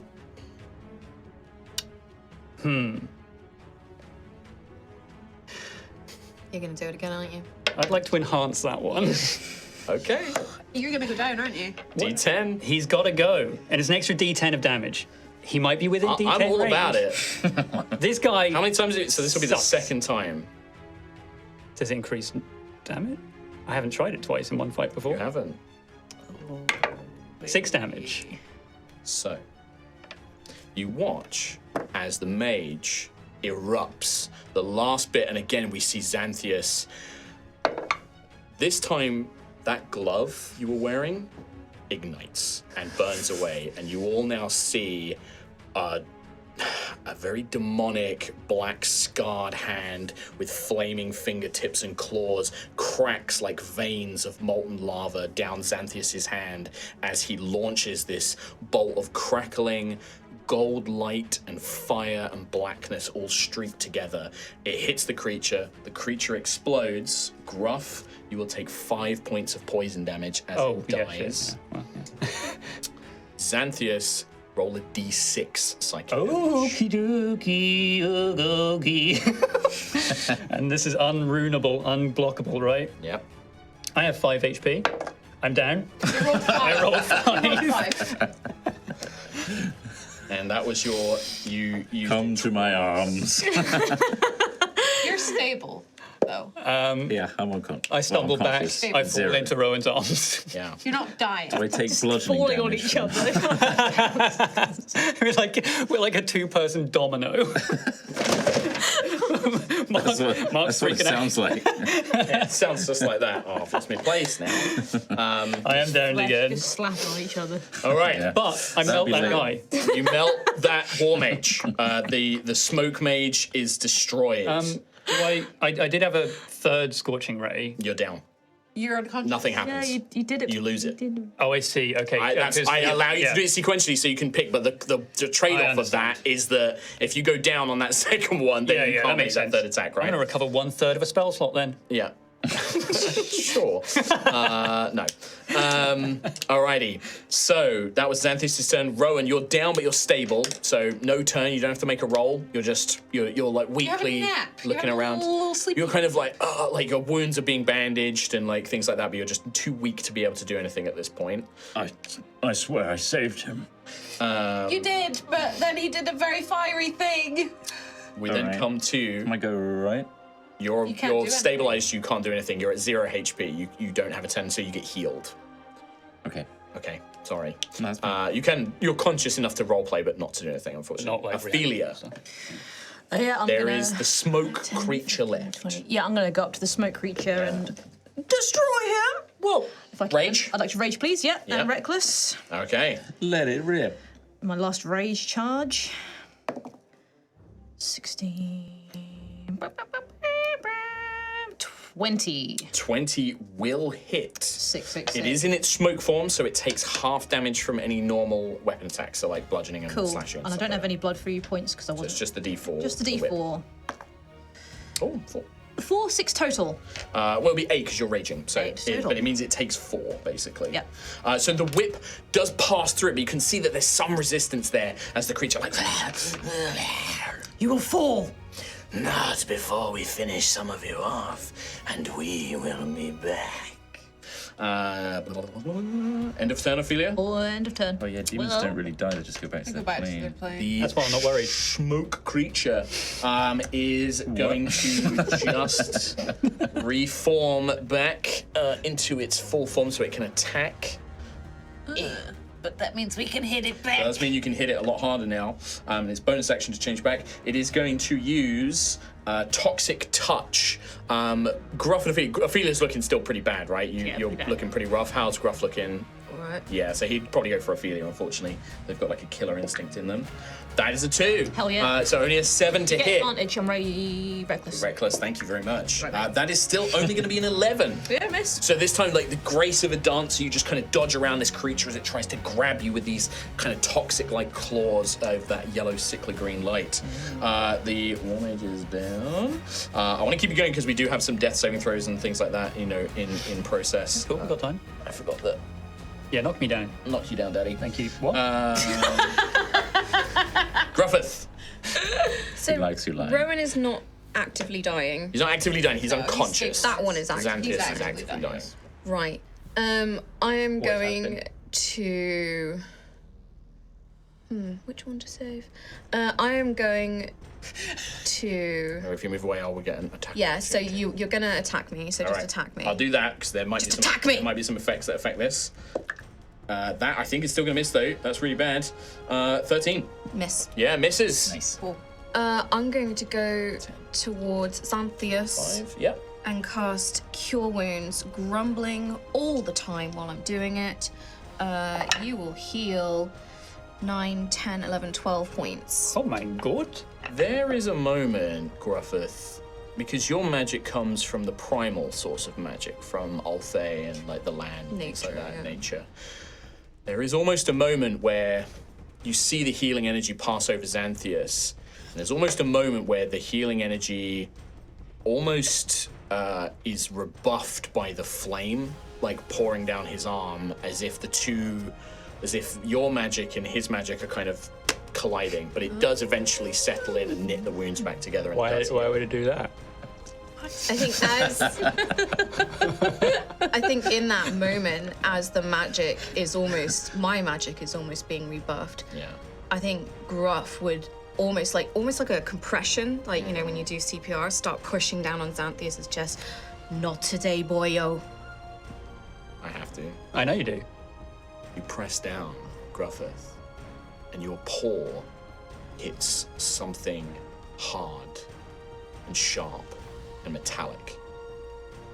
And your paw, as you bring your paw up, and you probably would naturally part the shirt to see, because thinking, would you? That's the choice I'm going to give you. No. All right, well, you feel something hot and metallic, and it's not just on top of the chest, it is something in Xanthias' chest. And when you touch it, there is a intense spark of heat, and you see some of that runic magic of Xanthias's push you away. All right. Anything else on your turn, Gruff? Oh, you're so fucked up. You had to touch the chest, didn't you? I actually even didn't think about it. I know. I was just thinking That's about the best way of doing it then. Yeah, I was literally just thinking of CPR and like The healing does take pushing, effect. pushing the magic. You have to die. There was action, movement. Action movement. I haven't done a bonus action, but I think I'm kind of there's little I can do with that. So, yeah, that's me. Alrighty. All right, well, Xanthius is now up. How much healing, sorry? 12? 11? Daisy. 9, 10, Oh, 12. hi. Yeah, it's only one enemy now. Thank you. I will move towards the light on the far side, but I'm gonna send my blade towards the enemy. Okay. Yep. I'm not going to move your miniature just That's because okay, it's a bit unstable, but we know where you are, and still no luck. Just I this rolled a light. fucking 3. Just been Bonus bad luck. action. I rolled a 1. I'm going To be fair, you have the highest kill count of every character You do, so you far. really do. So I This feel is like this is the absurd. universe balancing it out. It is absurd. actually It is. making me This want is to Rhiannon throw something. and this is Rhiannon and Kim at the end of like Erois. Oh, God, like yeah. when Kim had 17 attacks and it was miss Yeah. miss every turn. It This sucks. is making me furious. I am fucking I furious. filled my nat 20 quota for the next 6 months. Yeah, You're all exactly. right. Xanthius, followed by Rowan, who is unfortunately still asleep. Oh my god, I did not actually think about a turn. I will try and stand up. No more silly buggers now. You'd be fucking told. I'm gonna. You're banned forever, you piece of shit. So he's tangible now. He is tangible. Shadow Yeah, boy. this creature came out of it to try and attack and take down Ophelia. Okay, I think I'll just play it safe and do a firebolt. Good. Fire? I'll enhance it. No, I won't. Oh my god, if you I feel like if he did, Gruff is just gonna slap him. Like if he sees that magic, he's just no. If you go down again, I'm just gonna leave Yeah. you. I'm gonna be like, he clearly wants to be there. Hey, if that's what you want to do. And spend this last point of fate. No. Okay. No. I'll save that for my next death save. Yeah, just a old classic firebolt. We love it. Which is a 12. 12 against the smoke creature is not unfortunate enough. It's quite agile, it seems. No. Alrighty. End of turn. End of turn. Rowan, it'll be your turn, but you are still at 0, so nothing happened for now. We jump straight back up to Ophelia. Yeah, I'm just going to try and take this guy out. Alrighty. Let's go. Let's Where are you tango. going? Reckless, so advantage. For Let's get another nat 20. 21. 21 will hit, though. Hell yeah, ball. And it's tangible, so it takes full damage this time. Full damage. And you've got a blood point, because you did I attack do, it so I'm last going to time. add a d6. Blindly. So that is 7 damage, 2 plus 4, so 11 total damage. It's nice. Does bloody the smoke creature as the whip kind of passes, not passes through, but lashes against its body, that smoke beginning to ooze out as it does so. Anything else on your turn, Ophelia? No, I'm good. All right. Let's keep tanking this boy. At this point, the creature looking around. I mean, actually, no, it doesn't have any need to preserve itself. It's just going to reform. So it's going to attack Ophelia. Go for it. It's a natural 20. Is it really? Oh my god. It's It's about time. I'm going to We have spend a been fate rolling point and add a d6. so many 20s today. It's nuts. Where's Oh, mine? that's nice. That's fucking Yeah. nice, isn't it? Your mine? one is right here. This is a natural 20. Ooh. 12. Oh, don't worry about it. I've got 6 HP. Well, I might need to know your max HP. Yeah.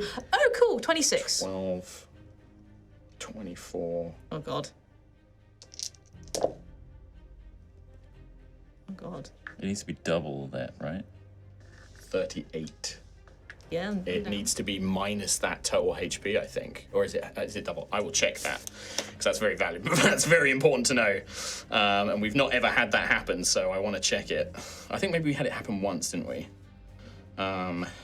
So, I don't know. sources. Yeah, this is it. Comes up so rarely. What's happening? If So it there's a goes thing to called massive minus damage. Yeah, your- like, Actually, your full hit points, then it It's either 52 or outright 26. death. yeah. I have a feeling it's your minus 26 would be. I think it is, but I need to check it. So you were on 6. So this would when do damage it. reduces you to 0 hit points and there is damage remaining, you die if the remaining damage equals or exceeds your hit point maximum. So it's 6. What's your max HP? 26. So it'd be 26. So it'd be 32. 32. I got 38. 38. You need a reaction to use it, mate.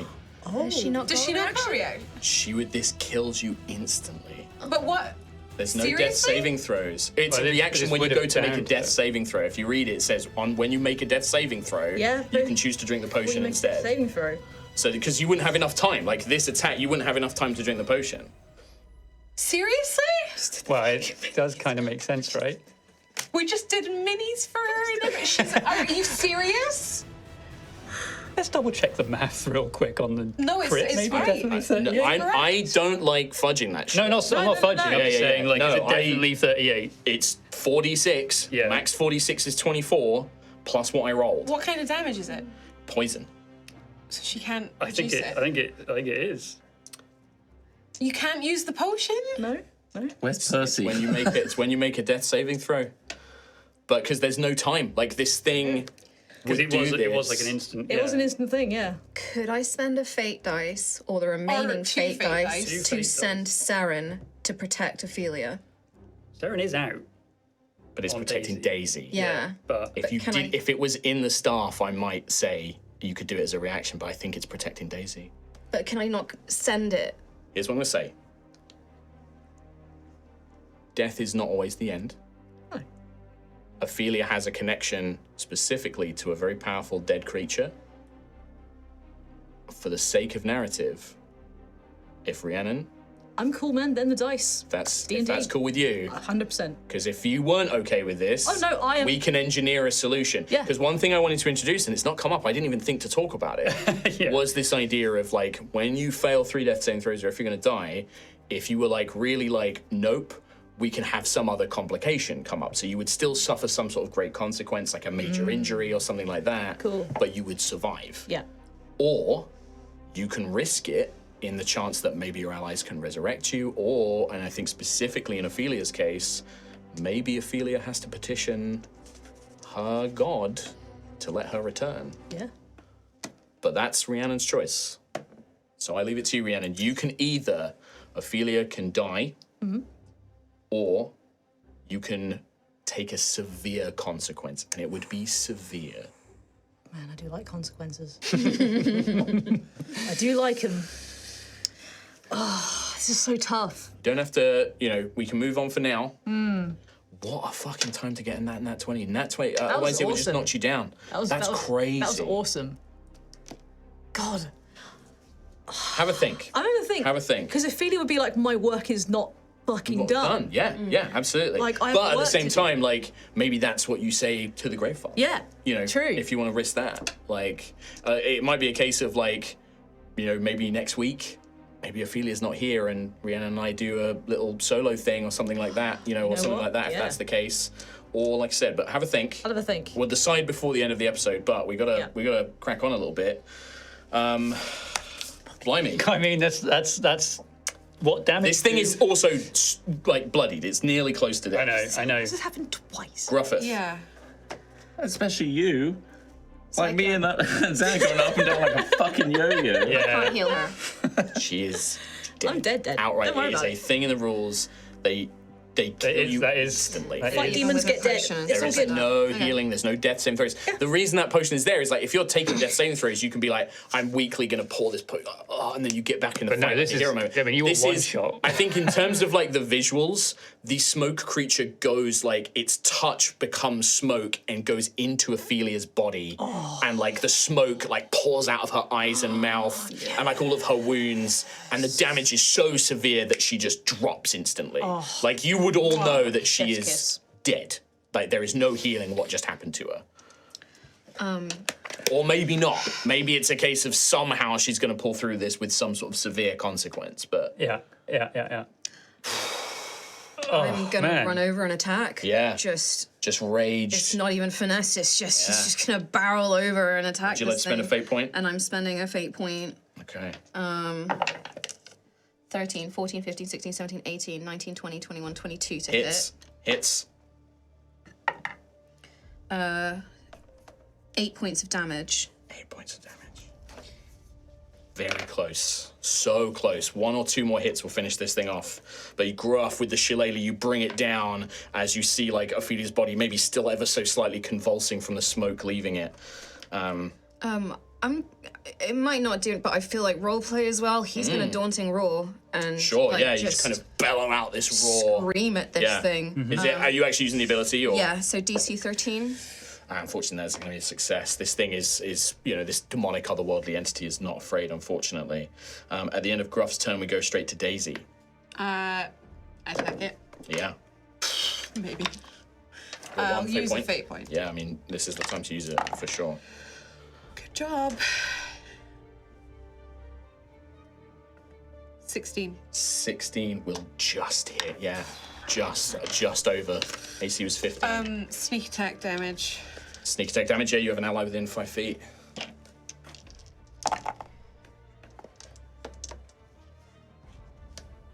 15 damage. The radiant energy cuts through this thing as you watch as it just goes, got 1, 4 to go.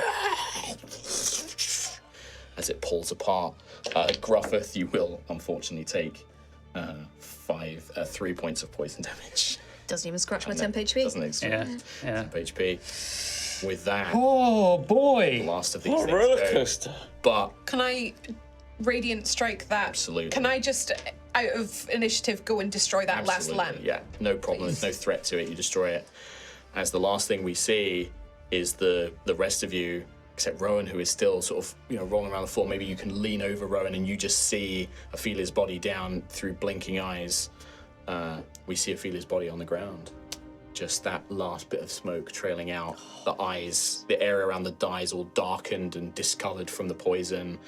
The wounds on the arms becoming sort of infected, like from black veins and things like that. Just, and that's the last thing we see. As we're going to end today's episode. God damn, what a fight. Hell yeah, bro. Nice job. Thank you for going with it as well. I know it's 100%. a scary thing. I mean, it was a cool way to die. I don't as like well, fudging dice. Especially I was rolling them in the open as well. I was just making sure that it was actually 38. Well, for that's the it. crit. I genuinely couldn't remember if it was double negative, but if you go in one hit, it takes you to 0 and then it's minus your max. Yeah. So it is quite a lot. Like I said, it had to be 32. yeah. And I rolled pretty well and a crit. That's crazy. We were all just going full ham on that. Yeah, well, yeah. Stuff. It was, and that was that was basically really hard fight. Well, that was basically a day's worth of fights in one because you guys, you guys aren't doing multiple encounters per day, so it was on par with what you should face, but just sort of in one go. Cool. There is some good news, and that is that you all will level up. Yes, you will level up. You don't get the XP. Because, Sorry. well, it is. Let's level up Ophelia anyway, just in case. Oh, okay. But, I mean, bittersweet. Yeah, Rhiannon and I will have a chat and a think about what's going to happen. Figure out what that will look like. Yeah. Like I said, definitely. Death is a thing in D&D, and this might be the end of Ophelia's journey. It might not be, but there are ways around it. But that character is always going to live on. Hell yeah. Get your mini, your commemorative, limited edition mini. I'll remember you. Put RIP underneath the base. Well, little tombstone. That's what you would have wanted. I think as an episode name, Blood and Shadows might Blood be and Shadows. quite applicable. Yeah. That fits. And that is going to be it for today's episode. Thank you so much for joining us. We'll see you for more Altheya the Dragon Empire. See you next time. See you next time. Goodbye.